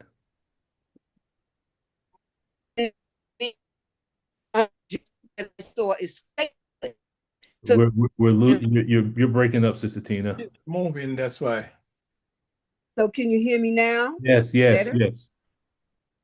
Okay. So if I'm the other word is faithless, a meaning for unjust. So if I'm on the prayer rug and I'm confessing my faults, and in the back of my mind, I'm thinking, oh, he can't help me. He ain't going to help me. He's not interested in me. I ain't no good anyway. So if I'm having all these thoughts while I'm confessing my faults, that's being unjust to myself, because then I'm being faithless and I'm not thinking or knowing that Allah is going to help me, with these things that I need help with. So when I saw those two definitions, archaic definitions of unjust, which is dishonest and faithless, that's what it made me think of. Mm-hmm. Yes, sir. Ma'am, thank you, Sister Tina. Yes, sir. Thank you. So is all this making sense up to this point? Looking at prayer from kind of like from a different perspective? Yes, sir. Yes, sir. Prayer with intention behind it? Yes, sir. Sometimes we make the mistake, and I'm guilty of it as well. We make the mistake, we go through the prayer, and it's almost as if we try to race through the prayer sometimes because we maybe at the back of our mind we have a fear that we're going to forget the prayer. It's like back in the day when brothers used to recite the lessons. Why isn't devil selling the best part of the planet? Because the earth belongs to the original black man, knowing that it's like, brother, slow down. Slow down. I can't, but sometimes we race through it because it's memorized, right? It's not internalized yet. When the minister speaks about scripture, you don't see him racing through the scripture. He says it from the perspective of one who wrote it. And if you understand the TRs, that's TR1 for those that understand the TRs. You're communicating with intention. When the minister speaks about scripture, he's speaking it from the perspective where he has made the scripture a part of himself. Does that make sense? Yes, sir. Yes, sir. He speaks the word with intention. And that's why there's force and power behind the words, because intention is there. Have you ever had someone talking to you on the phone and they're reading from, and you can tell they're reading from a script? Like, I tell them, stop what you're doing. Don't read from a script. Talk to me like a person, because really you're annoying the hell out of me right now. Stop reading from a script. That's speaking without intention. Does that make sense? Yes, sir. Okay. So to do a quick summary, we're talking about being unjust to ourselves and to be so aberrated, to be struggling with so many things within ourselves from an Islamic standpoint. And if you look at it from a text standpoint, we have so many overts, withholds, and justifications. And y'all know, everyone knows what I'm talking about, right? Because we justify everything we do, right? Yes, sir. We can't. During Ramadan, I'm not really feeling well. And Allah says in the Holy Quran, if you're on a journey, if you're ill, you don't have to fast. And I don't feel well, so I'm gonna break my fast. We use the loophole, right? Okay, I guess I'm the only one that does. No, yes, sir. We do sometimes don't have to. We don't. Okay. So the thing we're looking at is a lot of our suffering is self-imposed.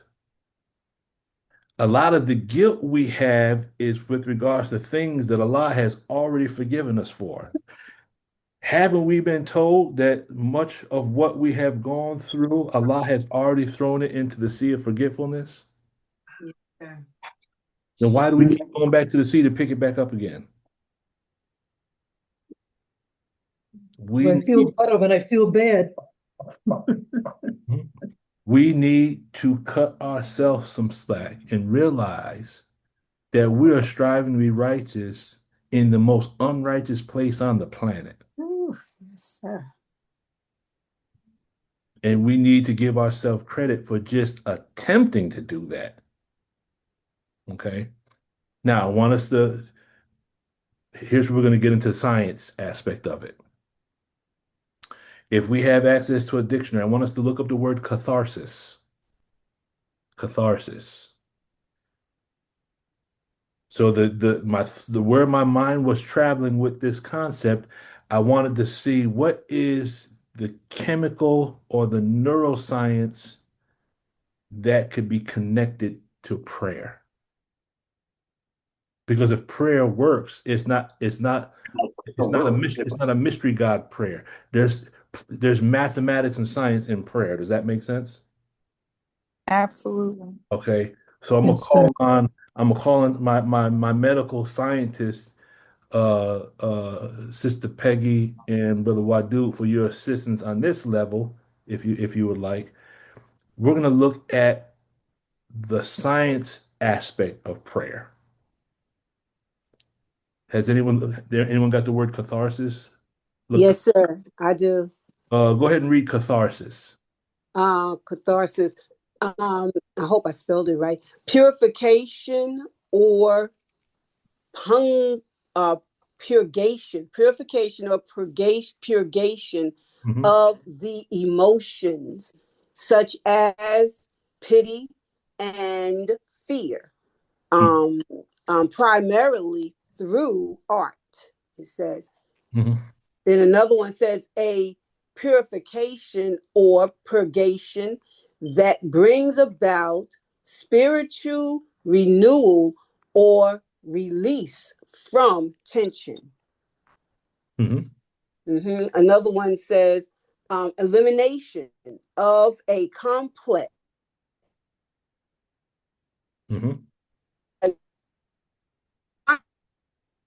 You're fading out again, Sister Tina. To consciousness and affording it expression. Okay. Sounds like the Caucasian race. How many of us have ever been in prayer and cried? Oh, yeah. I have. Yeah. We all have. Okay, now, the definition I have for catharsis is confession. Confession often provides emotional relief. In psychology, this is called catharsis. It's the relief of pent-up emotion, which reduces anxiety and depression. Now, if we were in prayer and we have cried, isn't that the same as releasing charge? Yes, sir. Yes. Who was the auditor? Allah. Exactly. Okay. So then what I did was, me and go ahead, Sister Jordan. There was another hand up before mine. Sister Tina already spoke. Okay. You're Yes, good. sir. That just made me think of Dr. Myrna Harrison. I took notes from one of her lectures where she talks about the 7 seals of the body, which is the endocrine system. And it came up because when you mentioned prayer, I thought about how we sit in prayer.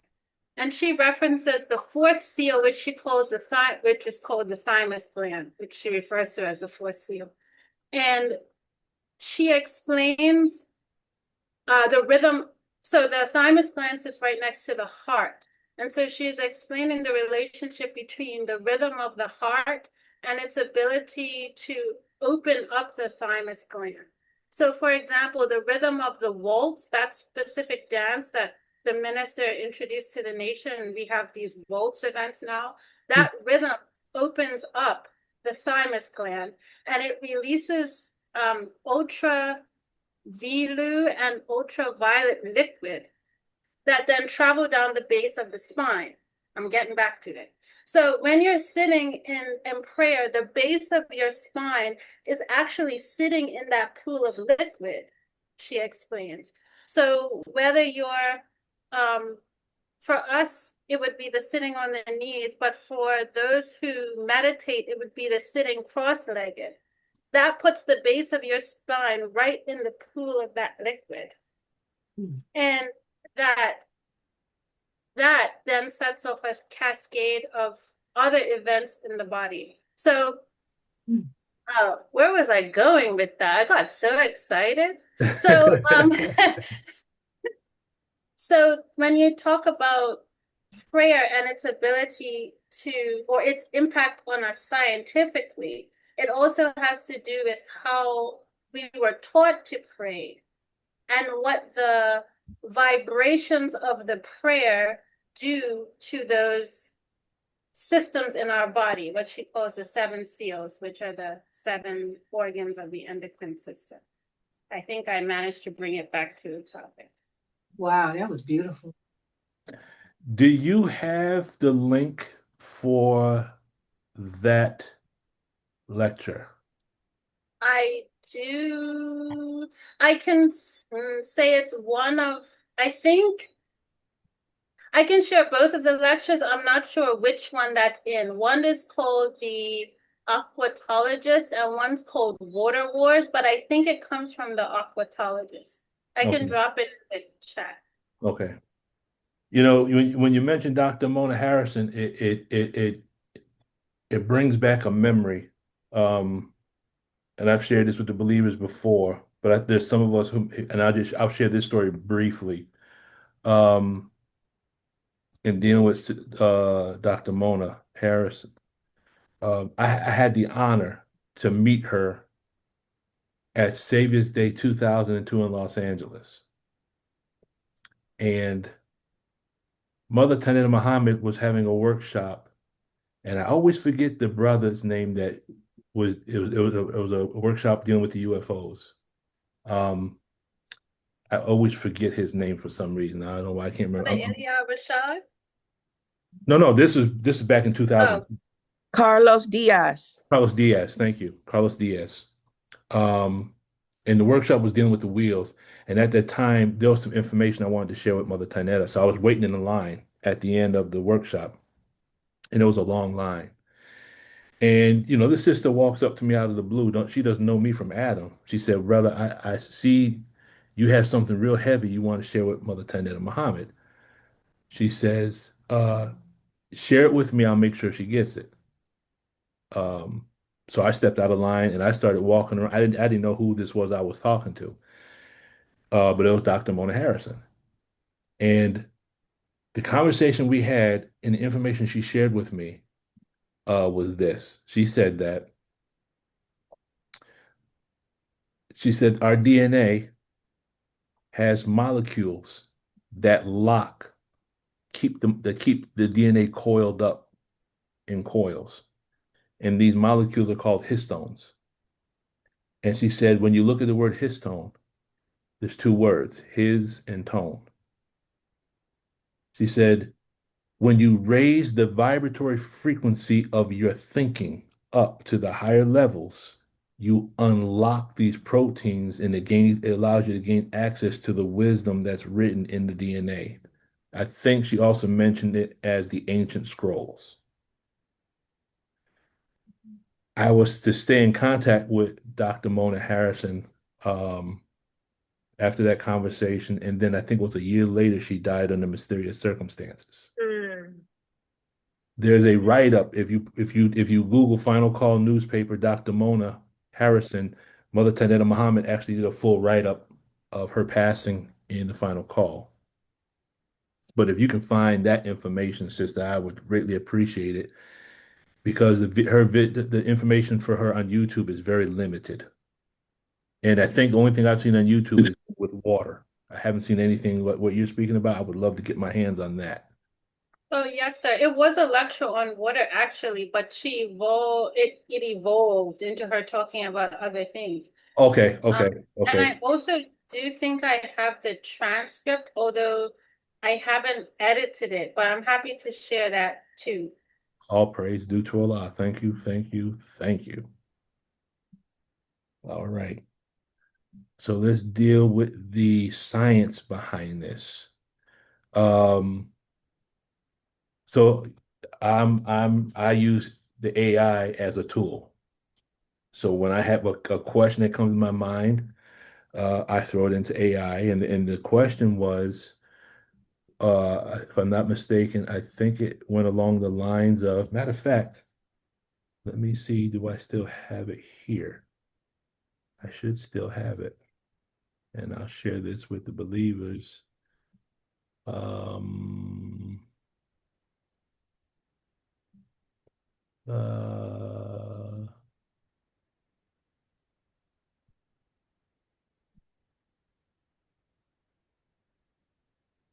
Oh, this would be perfect.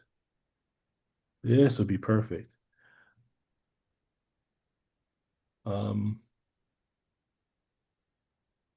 What I will do, let's see, this one.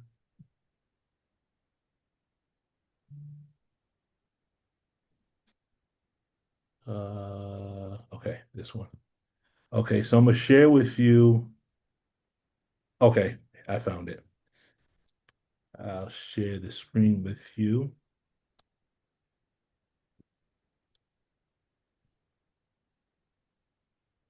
Can everyone see my screen? Yes, sir. Okay, so the question I posed into AI was, what is the science behind confession of one's own faults and misdeeds? How is confession explained in the technology of Dianetics? So we can say, I've been adjusting myself and I confess my faults. And we can go through the action of confessing our faults. But if our confession is allowing us the ability to feel better, then it has to be rooted in mathematics and science, correct? Because there's no, it's not no mystery God concept, right? Yes, sir. Everyone follow that logic? Does that make sense? Yes, sir. Okay, so this is what it gave me. It said the science behind confession of one's own faults and misdeeds spans across psychology, neuroscience, and spiritual traditions. And in Dianetics, it is specifically framed within its own technical understanding of how the mind stores and processes trauma. Now, I'm going to send this link out so you can all have this link so you can pull this up. And if you want to print it off, you can print it off.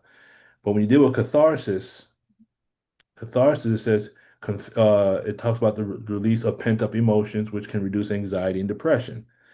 And that's where we said that if we pray and we look at what's called the cycle of communication, when we pray with attention and intention, and we're focused, then that we could say goes along the lines of processing. Because if we're sincere, and if we can get that cry out, then that follows the same logic of auditing. Does that make sense? Does everyone follow that? Yes, sir. Okay. Yes, sir. Then you have a concept called cognitive reframing. And it says that when you confess, okay, there's an echo.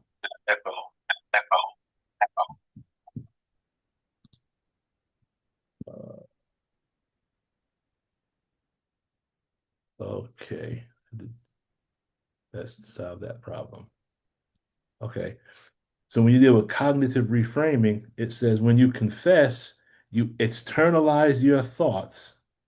This helps reframe your narrative, which can reduce guilt and promote personal growth. Doesn't that sound like prayer? Yes, sir. Yes, sir. Okay. Then you have something called cognitive dissonance, which is holding contradictory thoughts. That's the same. So when you have a contradictory thought, that's the same as a double-minded man is unstable in all his ways, correct? Yes, sir. Yes, sir. So we look at ourselves. I'm a Muslim. I'm a Muslim. I'm striving to be a Muslim in the Nation of Islam. So I'm trying to hold myself on one level, but I keep having these thoughts of how bad I am and how wrong I am and how unclean I am and how unrighteous I am. And this causes an internal stress. Does that make sense? Yes, sir. Okay. When you look at it from a neuroscience standpoint, so this is prayer from a scientific standpoint, and I actually have a research where they actually tested salat and the effect of salat on the blood pressure, the pulse, and other aspects. And there's a direct correlation of reduction of anxiety, reduction of blood pressure connected to the 5 daily prayers. And I'll also try to get that to you as well so you can read it for yourself. But our prayer, if our intention and our sincerity is present, then there's going to be an activation of the prefrontal cortex, which means that honest reflection activates the area of the brain responsible for reasoning and impulse control.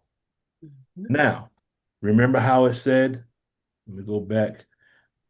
Remember how it said in the Holy Quran that Sister gave us that on the day when there is a severe affliction and they are called upon to prostrate themselves, but they are not able. When we're not able to pray, then we're not able to make honest reflection on what we're doing wrong, which means we won't get the impulse control, will we? Right. Yes, sir. And that means as our prayers decrease, our impulses and our compulsive behaviors are going to increase. As our prayers increase, our compulsive behavior will decrease. Does that make sense? Yes, sir. Yes, sir. Yes, sir. Okay. Now, when you look at stress reduction, during the time of prayer, if we go based on what this is saying here, and then this information is also found in some other books, and I'm going to share one of the books that I'm working on going through right now. But it says confession may reduce activity in the amygdala. Now, Minister Farrakhan speaks about the amygdala in study guide number 18, correct? Okay. Yes, sir. That's called the brain's fear center, and this is involved in shame and anxiety. So, as prayers increase, shame and anxiety will decrease, right? Yes, sir. And the opposite of that is as prayers decrease, shame and anxiety will increase. Does that make sense? Yes, sir. Okay. Then under social psychology, it says there's a restoration of social bonds. Confessing a wrong act, especially to someone harmed, can restore trust and improve interpersonal relationships. Well, what's the number one relationship we want to have, and what's the number one person we want to have trust in? It's a lot. Exactly. So when we miss our prayers, we are falling. Wouldn't that be the same as inhibited ARC or an ARC break? Yes, sir. So our missed prayers would be considered an ARC break with Allah. Does that make sense? Yes, sir. Yes, sir. Okay. It says confession is linked to the psychological phenomena of moral licensing, where people feel purified or reset after admitting faults. Well, isn't that what the prayer is saying? And none, let me pull up the actual prayer itself. It says, and I confess my faults, so grant me protection against all my faults, for none grants protection against faults but thee. Yes, sir. Okay. So when we pray this, are we praying it to get through it, or are we praying it with intention behind it? That's what we got to ask ourselves. So the confession, if you look at it from a Dianetic standpoint, is talking about the discharge of engrams, right? Mm. Okay, I won't go through too much of the engrams because we have a pretty good understanding of that. So auditing is a central technique of Dianetics similar to confession, but much more systemized, which is also equivalent to prayer, except Allah is the auditor, right? Yes, sir. Okay. Says when the person finally fully confronts and expresses the details of the incident, including their own role, it loses its power like a confession. Isn't that the same thing that happens when you have one of those prayers where you have one of them real good snotting and crying prayers? Y'all That's with? right. That's right. Okay. Yes, sir. You said snot and crying, huh? Yeah, snot and That's crying, right. brother. I know about that. Yes, sir. Because I remember, Brother Salam, I remember the day. Let me go off screen for a minute. I remember when we were at the org, Brother Salam actually brought me back to my prenatal. And I remember how much of a discharge I had. You know, they handed me that little box of Kleenex. I mean, if you don't, what am I gonna do with that little box? Because I mean, I was snotting and crying. I wasn't just crying, I was snotting and crying. I had a real heavy release when brother brought me back to my prenatal. I re-experienced my childbirth, Mm. and it had a real serious effect on me. Then it says a blow of withhold. A withhold is something a person did but never revealed. You know, if we were really to sit and talk in our prayer, if we actually were to go down the list, we would probably have some things come to the surface that we totally buried and totally forgot about. But those things still affect us. Wouldn't that make sense? Yes, sir. So according to Dianetics and Scientology, keeping a withhold contributes to aberration, mental dysfunction. Well, wouldn't that also be in harmony with the concept that the more we don't pray, the more we increase our mental dysfunction? Yes, sir. I agree. Okay. Yes, sir. So this was just a way for me to kind of line up the science with the prayer. And let me hit this last part here. The science of catharsis is what I looked up. What is the science behind catharsis?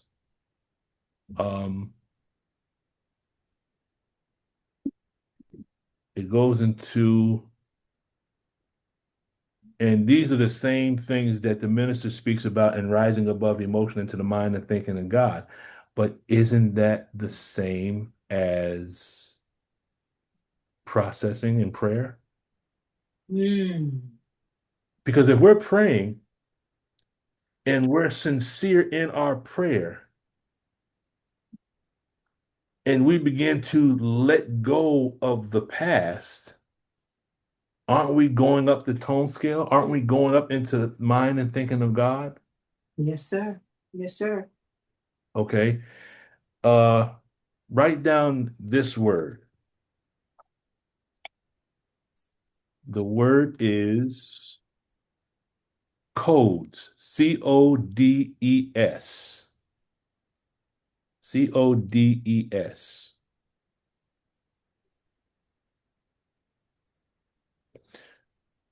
The C stands for cortisol. Now, cortisol is a stress hormone that makes it almost impossible to lose weight.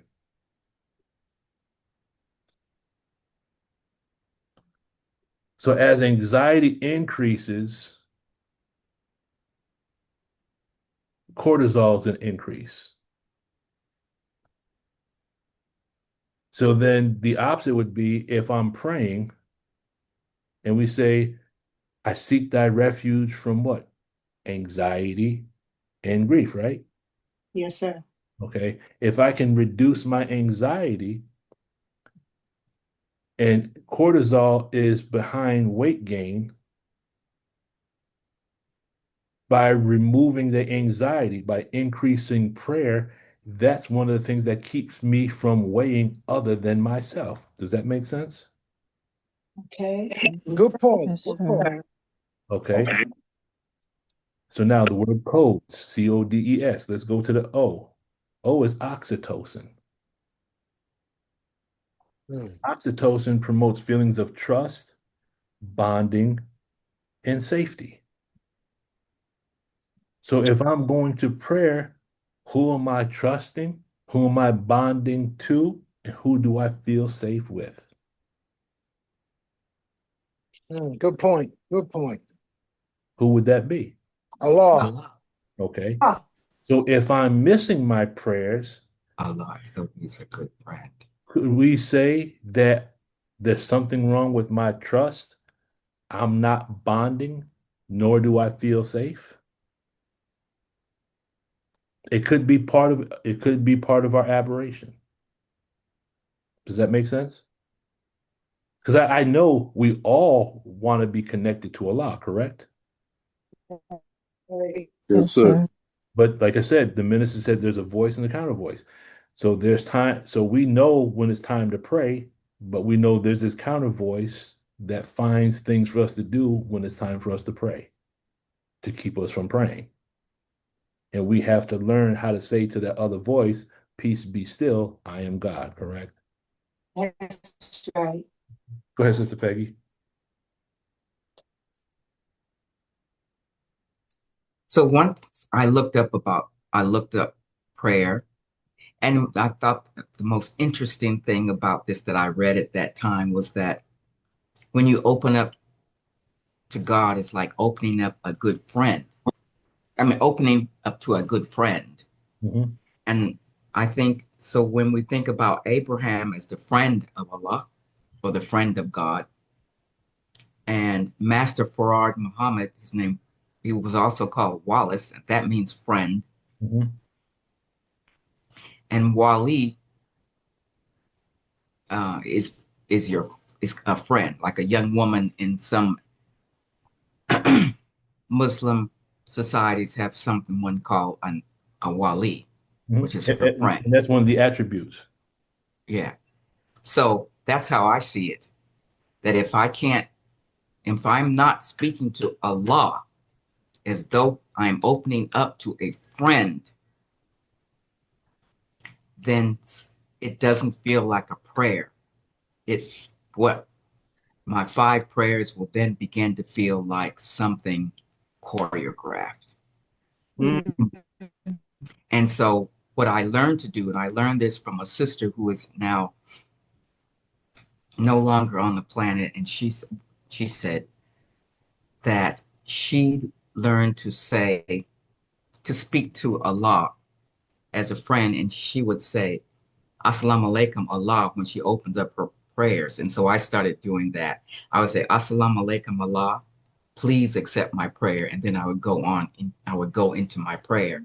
Mm-hmm. And I said, what an amazing thing to do. It seems so simple, but when she told me about that, I started doing that, and I feel a lot better about speaking to Allah as though he is my friend. Beautiful. That's perfect. That's perfect. Yes, ma'am. Thank you for that one. Sister Tina? Yes, sir. What Mr. Peggy was saying, it just reminds me of how personal our relationship is with Allah. We definitely have an intimate relationship, because she discovered something that works in her intimate relationship with him. And I recently discovered something that works in my intimate relationship with him when I go in prayer. So what she just said reminded me of how personal each one of our relationship is with Allah when we go to him in prayer. Yes, for that, Sister Peggy. Yes, ma'am. Thank you, Sister Tina. Thank you, Sister Peggy, again. All right. Anyone else before we move forward? Sister Sultana. You're on mute, Sister Sultana.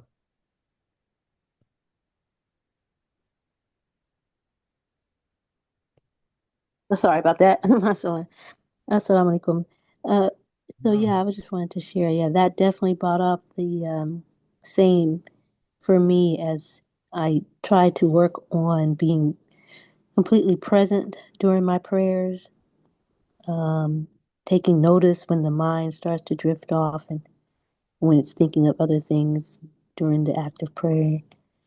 And before I start the prayer now, I to like she say, to build that relationship with Allah and that connection, I start my prayer off with I love the Assalamu alaikum Allah. I think I want to add that as well. MashaAllah.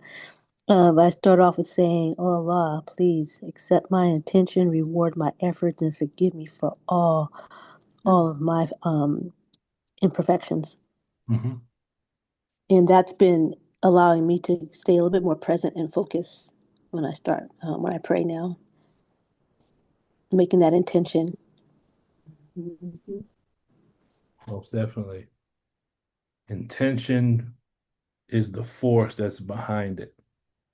And I think the more intention, because sometimes we're standing in prayer, but our mind is thinking about our bills and this, that, and the other. So we're not in present time, are we? No, sir. That's right. Mm-hmm. All right. So we're going through codes. We did the cortisol. We did the oxytocin. The D stands for dopamine.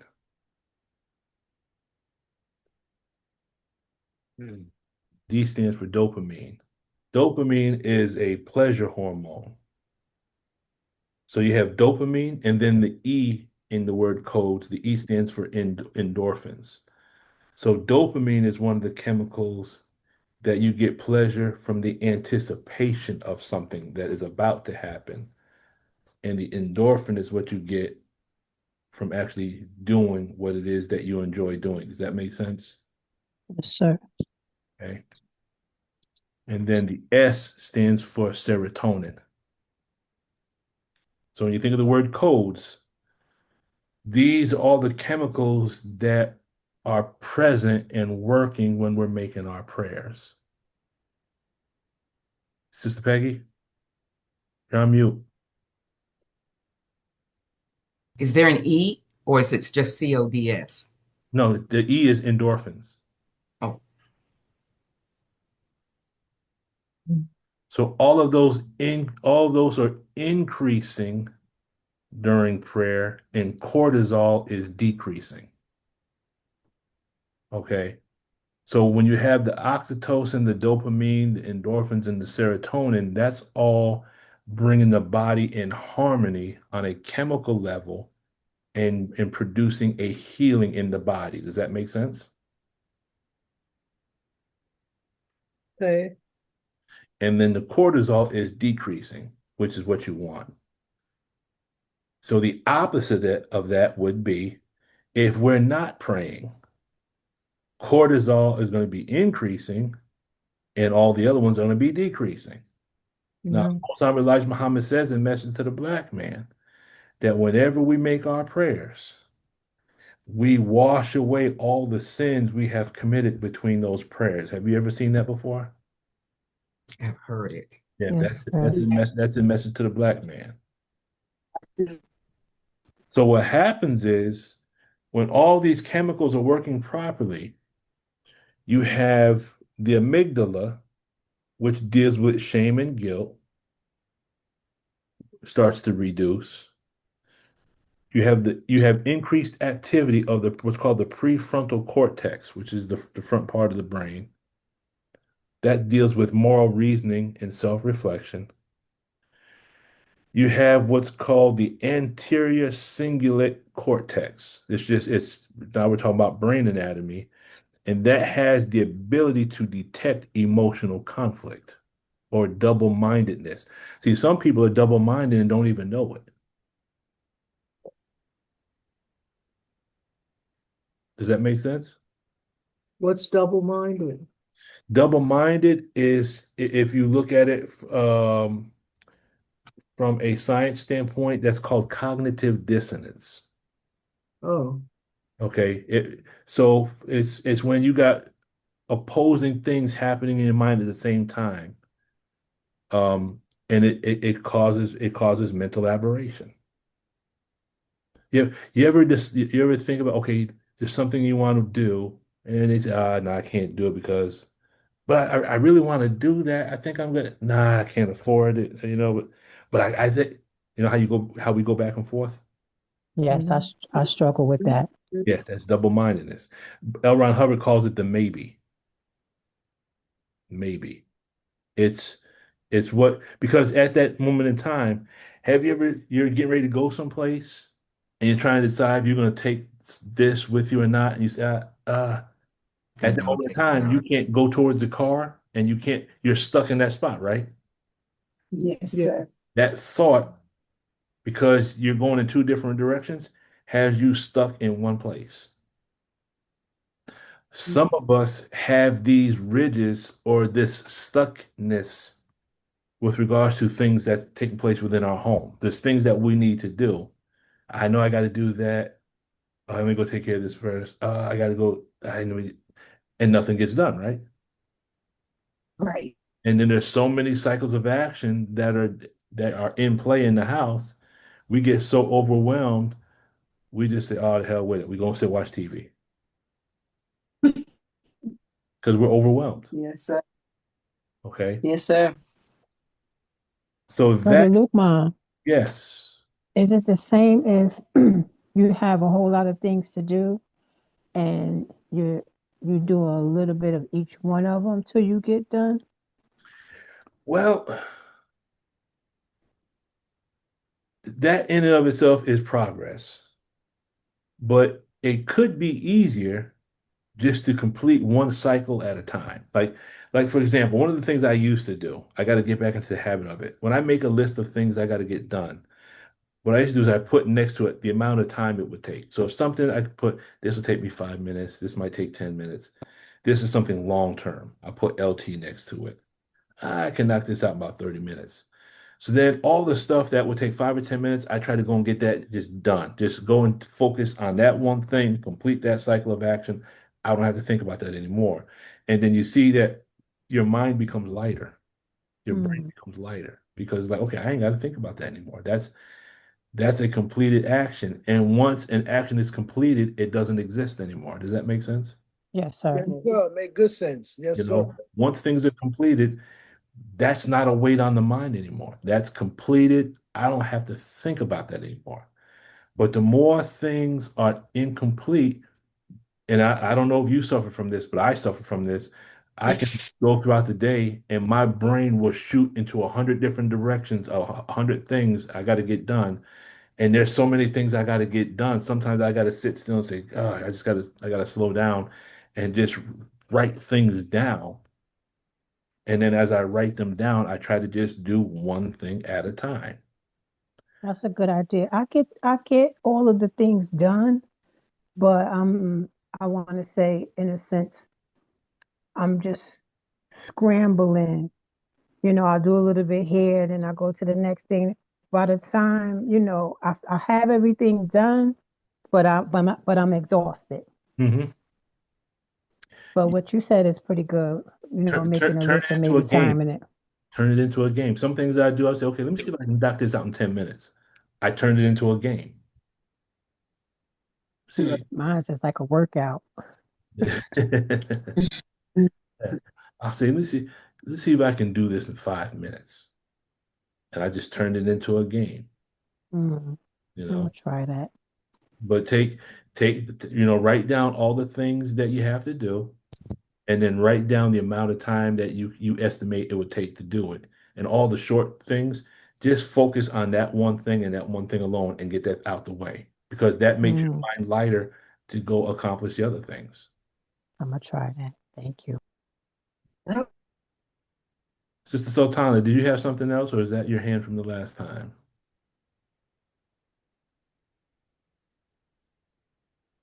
I'm sorry, that's my hand from the Oh, yeah, last no time. problem. I got it. Yeah. No problem. So a quick summary is, I've been greatly unjust to myself and I confess my faults. We looked at that from the perspective of flow zero. Okay, we know the four flows. The weight that we carry around as individuals, we carry around the weight of what was done to us, correct? Yeah. Okay, all of us have some things that we have to attend to, correct? Yes, that's right. Yes, sir. Flow two are the things that we've done to other people. These are the things we avoid, and I'm speaking generally. But this is the weight. This is also part of the weight that we carry around.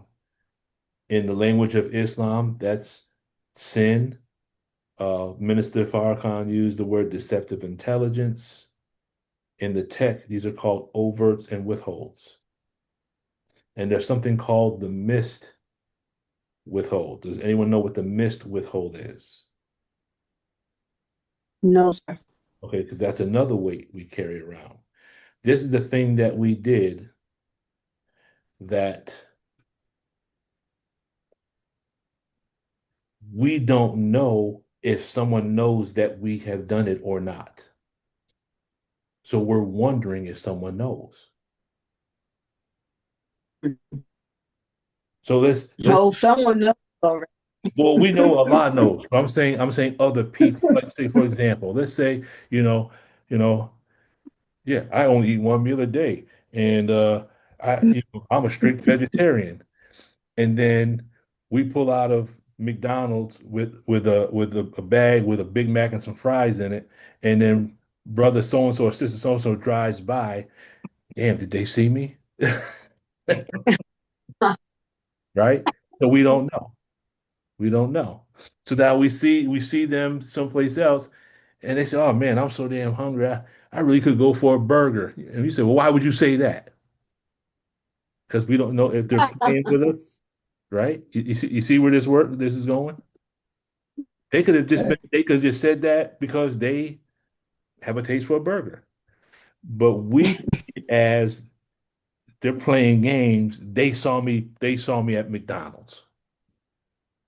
So it's when a missed withhold is when we do certain things and we think someone saw it, but we're not 100% sure. Because our conscience is bothering us. Yes, ma'am. Yes, ma'am. It's like, and I'm not trying to speak about anyone's misfortune, but Minister Farrakhan has said before, we have to learn from that.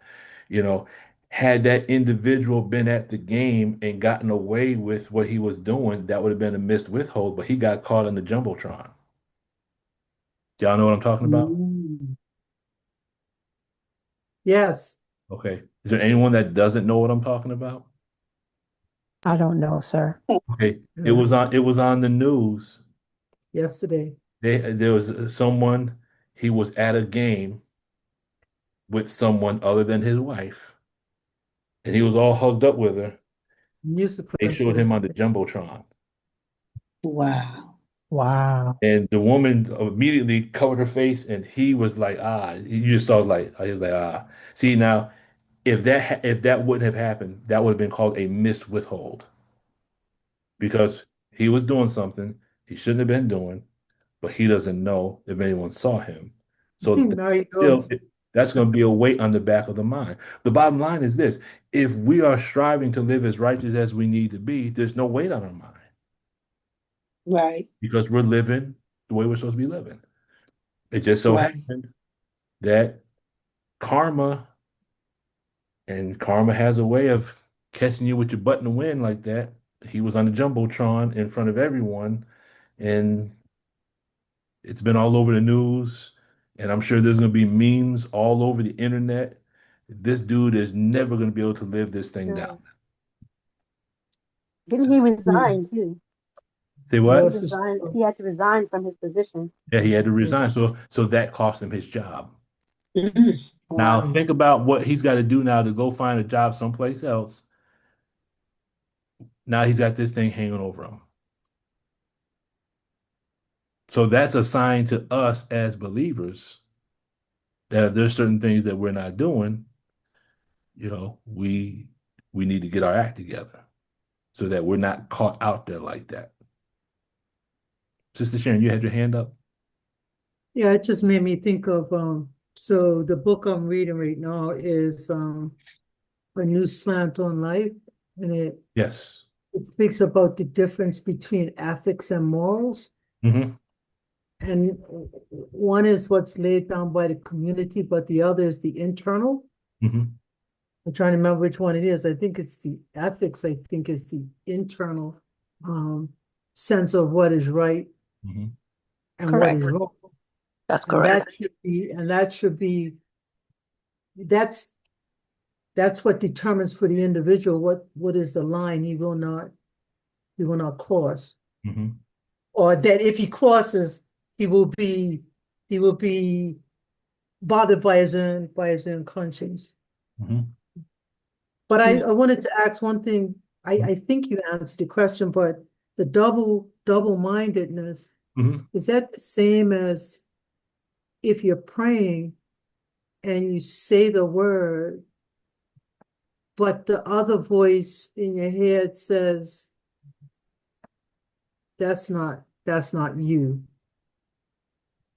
Just saying the prayer, but then the second voice cancels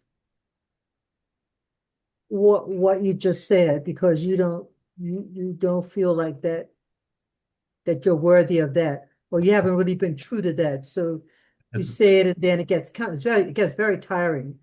Very That's a good point. Minister Farrakhan said it like this.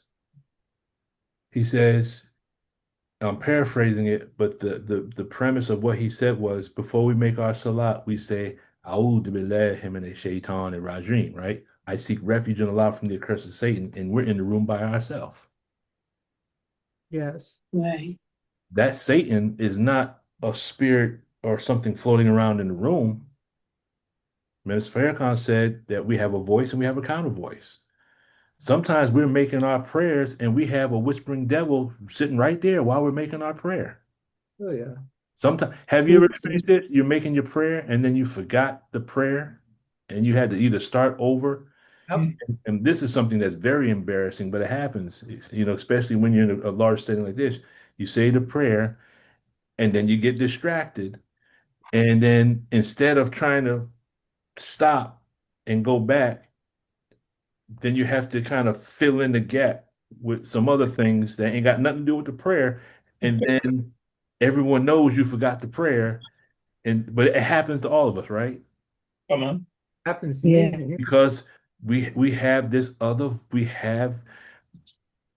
another mind that's here. Minister Farrakhan, why when you look at our teaching, and I heard the minister teach on this, Yaqub looked into the black man and found two people, right? Mm-hmm. Okay, there's two minds there. If we have the whispering of the slinking devil who whispers into the hearts of men, that means there's something within us that is designed to take us off the straight path, right? Does that make sense? That's designed to what? Take us off the straight path. Oh, Yes, yeah. sir, that makes sense. If you look at study guide number, I think it's the struggle for balance. No, I take it back. No, the God within. We're told that Allah placed something in the earth that will cause mischief and shed blood, right? Yes, sir. Yes, sir. And then when you look at our lessons, in Lost Found Muslim lesson number 2, question number 38, it says, then why did God make devil? And the purpose of devil is to show forth and prove that he's all wise and righteous. Meaning, the devil serves a positive purpose. A person can be in the dojo doing katas and breaking boards, but like Bruce Lee said, boards don't strike back, right? In order to prove that you're a karate practitioner, you got to get in the ring and you got to beat an opponent, don't you? Yes, sir. So we say with regards to ourselves, I am God. Okay, we can say that, but we have to prove it by defeating the devils. And our teaching says we have to bring and present 4 of them, right? Yes, sir. So devil serves a positive purpose, but we have to struggle. Struggle is ordained. If we're not struggling, then something's wrong. Sister Tina, you got? Yes, yes, sir. Sister Sharon, when she just said what she said about that other mind, that contrary mind coming in while we're on the rug, that happens to me sometimes. And I have learned to say in the moment when it comes up, forgive me, Allah, get thee behind me, Satan. And I just keep on with my prayer. But I have to, say, get thee behind me, Satan, and just keep going, or astaghfir Allah, forgive me, Allah, and because thoughts will come up, and then Allah bless me to know thoughts will come up, hey, this is my way of purifying you, praise be to Allah. Yes, sir. Thank you. You're very welcome. Let's end it on this. There's a verse in the Holy Quran.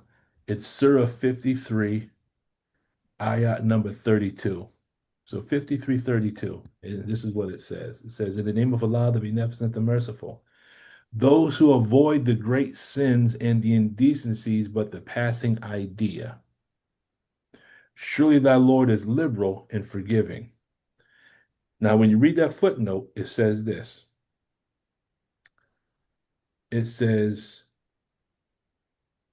that the passing idea means I alighted at it and approached it without falling into it. Hence, I render the word as a passing idea which leaves no impression on the mind. Such an idea is forgiven, for a mortal cannot be proof against it.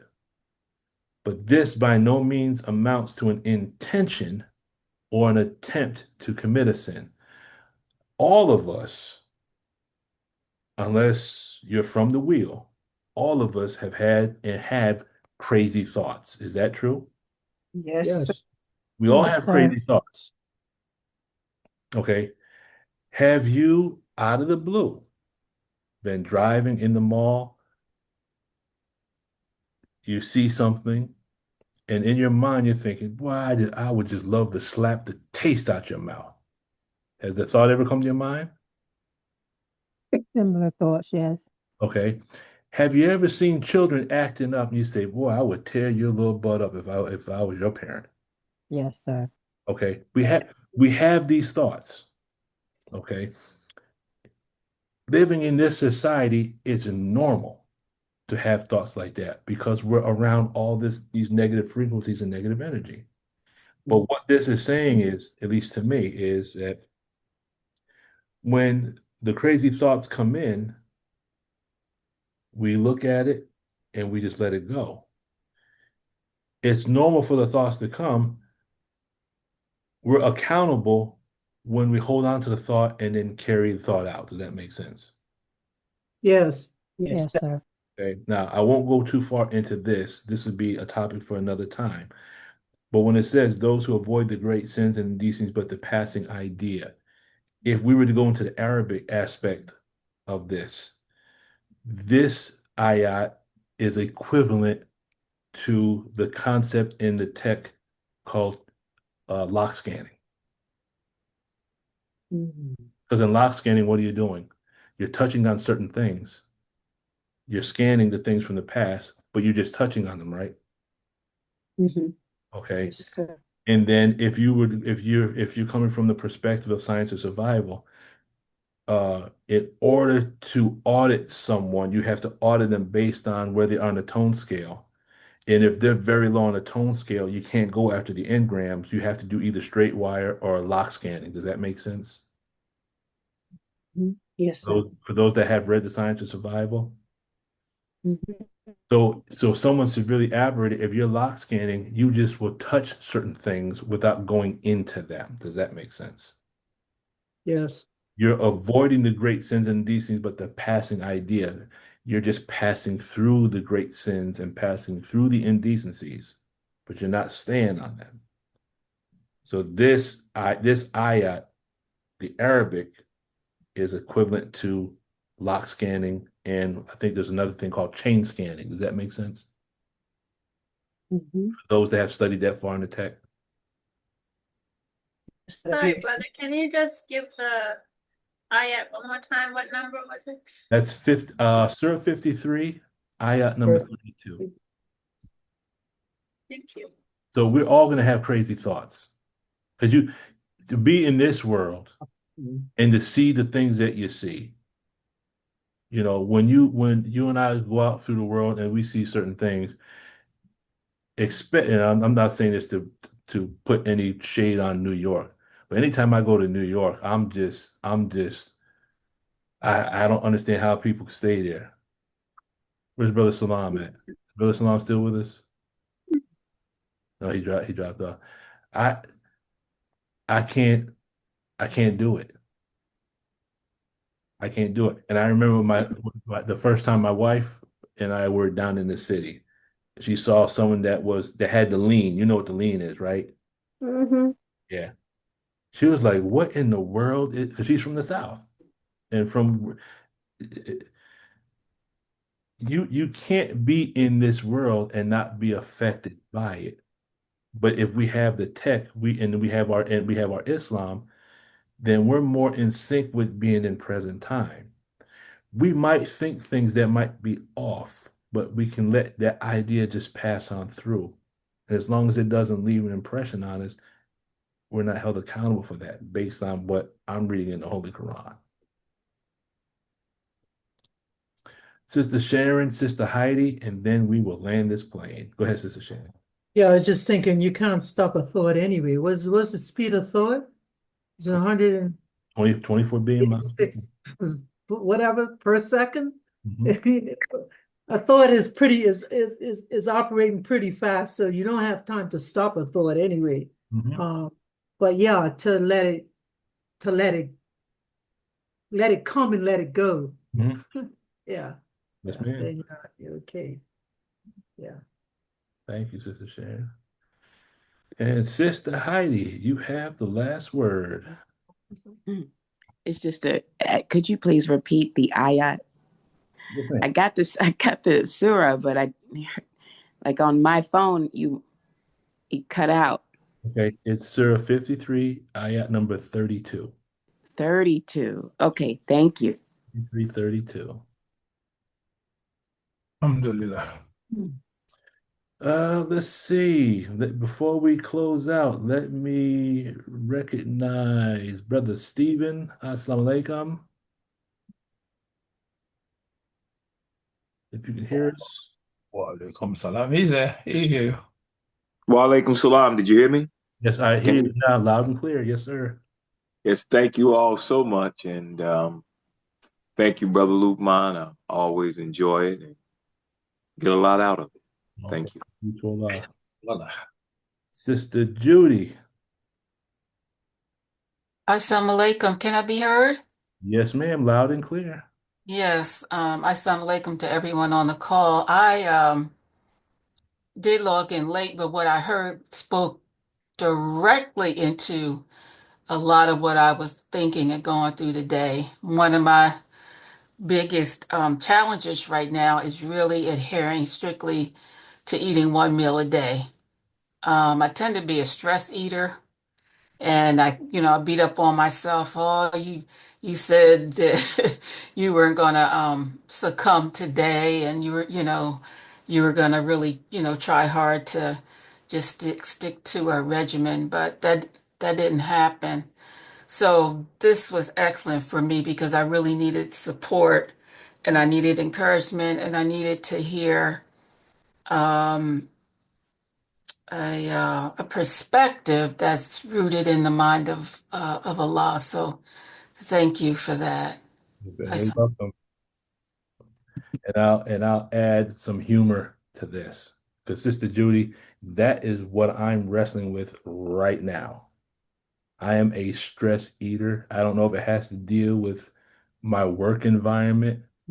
Um, but I'm gonna give you an example of what I have to deal with. There are times when, and sometimes I think Allah has a sense of humor. There are times when I say to myself, okay, I'm gonna be on top of my diet today. I'm not gonna, I'm a one meal a day, you know, and then I'll go to work. And then it's part of the fire department environment where the junior guy usually will fix breakfast. They fix the meals for the rest of the firehouse. Now we're taught to eat one meal a day, right? Yes, sir. Okay. And it just so happens, and I just think that Allah has a sense of humor because it seems as though whenever I'm working, they will fix French toast. Mm. Now, No more. French toast has an emotional, French toast is an emotional thing for me because even up until the time my father passed in 2013, on Friday, after I got out of work, I would go visit my dad on the weekend. I would go hang out with him Saturday and Sunday. And I would wake up Saturday morning and I could smell the cinnamon and the nutmeg. I'm like, Dad just made some French toast. And he made the best French toast ever. And it would take, now forgive me, this is a pleasure moment for me, but I'm going to enjoy this for a moment. My mouth is watering right now. Right. It would remind me of when I was growing up. The kids at school would always want to spend the night. Like we would go roller skating Friday night. They would always ask if they could spend the night because they knew Saturday morning, Super Friends and Ultraman and what else did we watch back then? Super Friends, Pink Panther, back when cartoons were cartoons. Yes, don't forget Scooby-Doo. Scooby-Doo and Schoolhouse Rock. I know I'm dating myself now. But my dad used to make these monster breakfasts, and the kids would want to spend the night just to experience my dad's breakfast because my dad would be tearing it up. We would have the fried bologna where you had to put that little cut in it so it would lay down flat. Yeah, fried bologna with the French toast and the scrambled eggs with the cheese in it. Ooh, orange juice. So, French toast has an emotion. I always think about my dad when I have French toast. So when you go to work, there's one thought that says, well, we're supposed to only eat one meal a day. But then there's an ayat in the Holy Quran, I've read someplace that said that when people offer you food, that you shouldn't use your religion as a barrier. So you find a loophole, right? I find a lot of loopholes to justify my not eating my one meal a day. So I'm saying this just to maybe lighten the load on your mind that a lot of us are struggling with that. I'm struggling with How are you? Huh? Someone say something? Okay. Yeah, I was talking. Okay. So I'm in the ring fighting this. I have a sugar addiction. I like sweets. And part of that has to deal with, you can get into the chemistry of it, but it's just I work in an environment where I'm always stressed, so I'm always snacking. Because anytime the bell hits, we're going to calls, motor vehicle accidents, someone jumped off the bridge, buildings on fire. someone's been shot. So it's a stressful environment. So in the fire service, you have certain illnesses and certain things that people wrestle with. And eating is one of the things that you deal with. I'm not going to snort cocaine. I'm not shooting fentanyl. So, and I'm not justifying my dietary law, but that's something I'm wrestling with. Yes, sir. All right. Thank you, Brother Lukman. Well, you're not alone, sister. You're not alone. Yes, sir. Thank you. You're welcome. Sister Anya, I didn't give you the greetings for me. Assalamu alaikum, Sister Anya. Walaikum salam. How are you doing? I'm good, sir. I missed a lot of it because we had this Southern regional meeting. So I had it going in the other room and had some drama here because I forgot that I was cooking dinner on the stove and burnt the dinner. So you were on 2 Zoom meetings and trying to cook. And trying to cook. So so it was pretty just, it's like, okay, Allahu Akbar and just Yes, ma'am. yeah. So the regional meeting's still going. Catching bits and pieces of that and bits and pieces of what was said today. But yes, Sister Judy, we're all in that same boat with you. We're all wrestling with something. Mm-hmm. And last but not least, assalamu alaikum, Sister Shayla.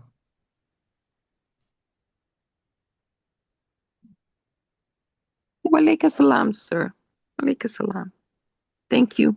Thank you so much. Thank you to all. Thank you. Did you find your phone? Can you hear me? Did you find your phone? I did. Yes, sir. Thank you to all. Thank you. All right. This was amazing. Oh, praise God. And Brother Eric. Assalamu alaikum, Brother Eric. Good morning, afternoon, evening, night. Assalamu alaikum. Walaikum salam. How are you? Doing well, doing well. Peace and blessing be unto you and the family. Yes, sir, as to yours as well. Well, I observed and I heard everything that was being said. I was not in position to speak when it started. I was driving. I did not want to be confused behind the wheel. Mm-hmm. And I have a few little observation, as I thought I was the only sinner in the pack, and I see I'm with a bunch of sinners. Yes, sir. Say that. So it tell me why the messenger or the Most Honorable Elijah Muhammad gave us that prayer, the oft repeated prayer. Mm-hmm. We call it the refuge prayer, right? Mm-hmm. And if you look at the words in the prayer itself, we are really confessing all our shortfalls, and we're asking Allah some alleviance from those points. And the second thing I can say is that when we talk about confession, it's the same as being audited, because when you are confessing, you are telling on yourself. And that telling, you're telling what sometimes has been done to you that caused you to do some evil things. So now you're confessing your own wrongdoing. So this is the same as when you go to audit. You are just telling about yourself, nobody else. So that's why when I heard Sister Peggy talking about that brother, but the brother already tell you where to start. He tell you his father is the one that does it most, or something like that, right? So that means that's the strong point. That's the one you should ask him about. Tell me about your father. What has he done? What has he said to you? And when he start telling you, now you know. If he doesn't want to speak about it, ask him to go to a pleasure moment. Give me a pleasure moment. Mm-hmm. And from that pleasure moment itself, you might be surprised to see what comes. Mm-hmm. I had a brother who came to audit with me, I couldn't get that brother to say anything, but he was totally out of himself. He was not talking. I said, what should I say? I said, okay, come to present time. And he came to present time. I had a little conversation. Then I put him back to session. As we start, I said, let's go to a pleasure moment. As soon as it started, man, this guy made a cry. Everybody in the house come running to know what's going on. They thought I was assassinating the brother. You see? And because sometimes we are so tuned to pain, it does not affect us as we think. But since pleasure is one that we all miss, not too many of us have it. So now when you ask that person for a pleasure moment, he remembers how he used to be, how do you call that, put in seclusion, in other words. And you never know. Try a pleasure moment and then ask him about his father. And what is his role with his father? You never know what you can come out with. That's all the observation I had for tonight. Thank you, Brother Eric. Thank you, All Dr. praise is due to Allah. I pray that this subject matter made sense and came together and we can kind of give ourselves a break and give ourselves some breathing room and increase our focus, our intention, and our prayers now. So with that being said and done, I thank you for your time and attention. I have everyone's email here except Sister Judy. So Sister Judy, if you would like, and Brother Stephen, if you would like this video, just put your email in the chat. I still have to send out to the rest of us the one from the past Sunday as well as this one, and I promise I will get both of them out to you in the next day or two. Okay. Sister Sandra. Okay, Sister Sandra, I need yours too. Okay, gotcha. So if you would like a copy of these, just put that in the chat. And as soon as this downloads, which is going to probably be usually about a half an hour after we get off, then I will try to make it a point to give myself a reminder to send this out to you. Well, with that being said and done, all praise due to Allah. I look forward to us seeing each other again. Sister Anya, you had something? Yeah, did you get there's a Sister Wahida on the line. Did you get hers? Oh, that's Sister Dina. Sister Dina. Oh, you don't know the story, do you, Sister Anya? No, sir. Okay. I'll give you the abbreviated version. Back when I was a part of Dynamically Speaking with Sister Naira, I used to write articles and I would post them on the Dynamically Speaking Facebook page. This is back around 2016, 2017. At that time, I was between school and working. My schedule was really, really hectic. I was going to actually stop doing it. And it was Sister Dina that contacted me and inspired me to continue to do the work. So when you see the Supreme Wisdom Meet Supreme Technology and the Zoom meetings and whatnot, that is by Allah's grace. That is a direct result of Sister Dina contacting me. And I let Sister Dina give her version of the story, but she's really one of the ones that Allah sent is responsible for us doing this for the past 4.5 years. It was Sister Dina. Sister Dina, you want to add your version of the story? Praise be to Allah. I feel like the Oracle in the Matrix. Yeah. I just the information that he was sharing, it was just so I can't even like heavenly, and it just went to the core of me. And then when it came to him, maybe not, and it was in a short time. So I was pretty much like, no, you know, I did not want him to stop giving that information because it's medicine. That information is medicine. It's, you know, it's so connected to our DNA. That's the best way I can describe it. So I thank Allah that me and him, you know, I was able to reach out to him so that we have what we have now. And I thank you so much, Brother Lukman, for, you know, giving to us all that you give. All praise is due to Allah. So Sister Ania, so I don't think it's a coincidence that her name is Wahida. She was the Praise first. be to Allah. With regards Praise to be this, to if Allah. that makes any sense. And y'all kind of know where I'm going with that one, right? No, sir. Brother Wahid. Wahid. Oh, Wahid. Oh, Brother Wahid. I don't know what y'all are doing, but I want to be a part of it. Yes, sir. Praise be to Allah. Yes, sir. Yeah. So she was really the first one to mention to me that was, I believe, sent by Allah that we would actually have what we're doing now. Allahu Akbar. What's that? I'm glad you mentioned his name. This is something we take lightly sometimes. We did. Oh, Brother Wahid is chuckling. Oh, God.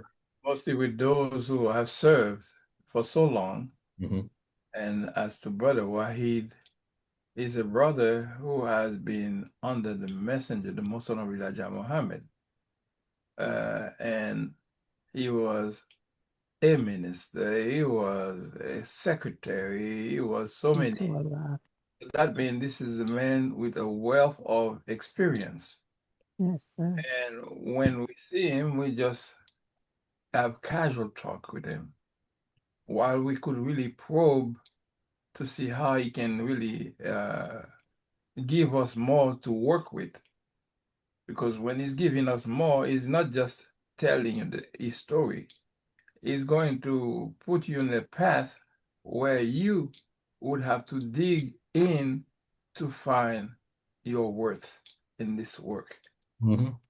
And that's one of the things I can say I enjoy when I speak to him, because whenever I give him something, I think I'm true, and I give it to something back at me. Now I got to do the moonwalk.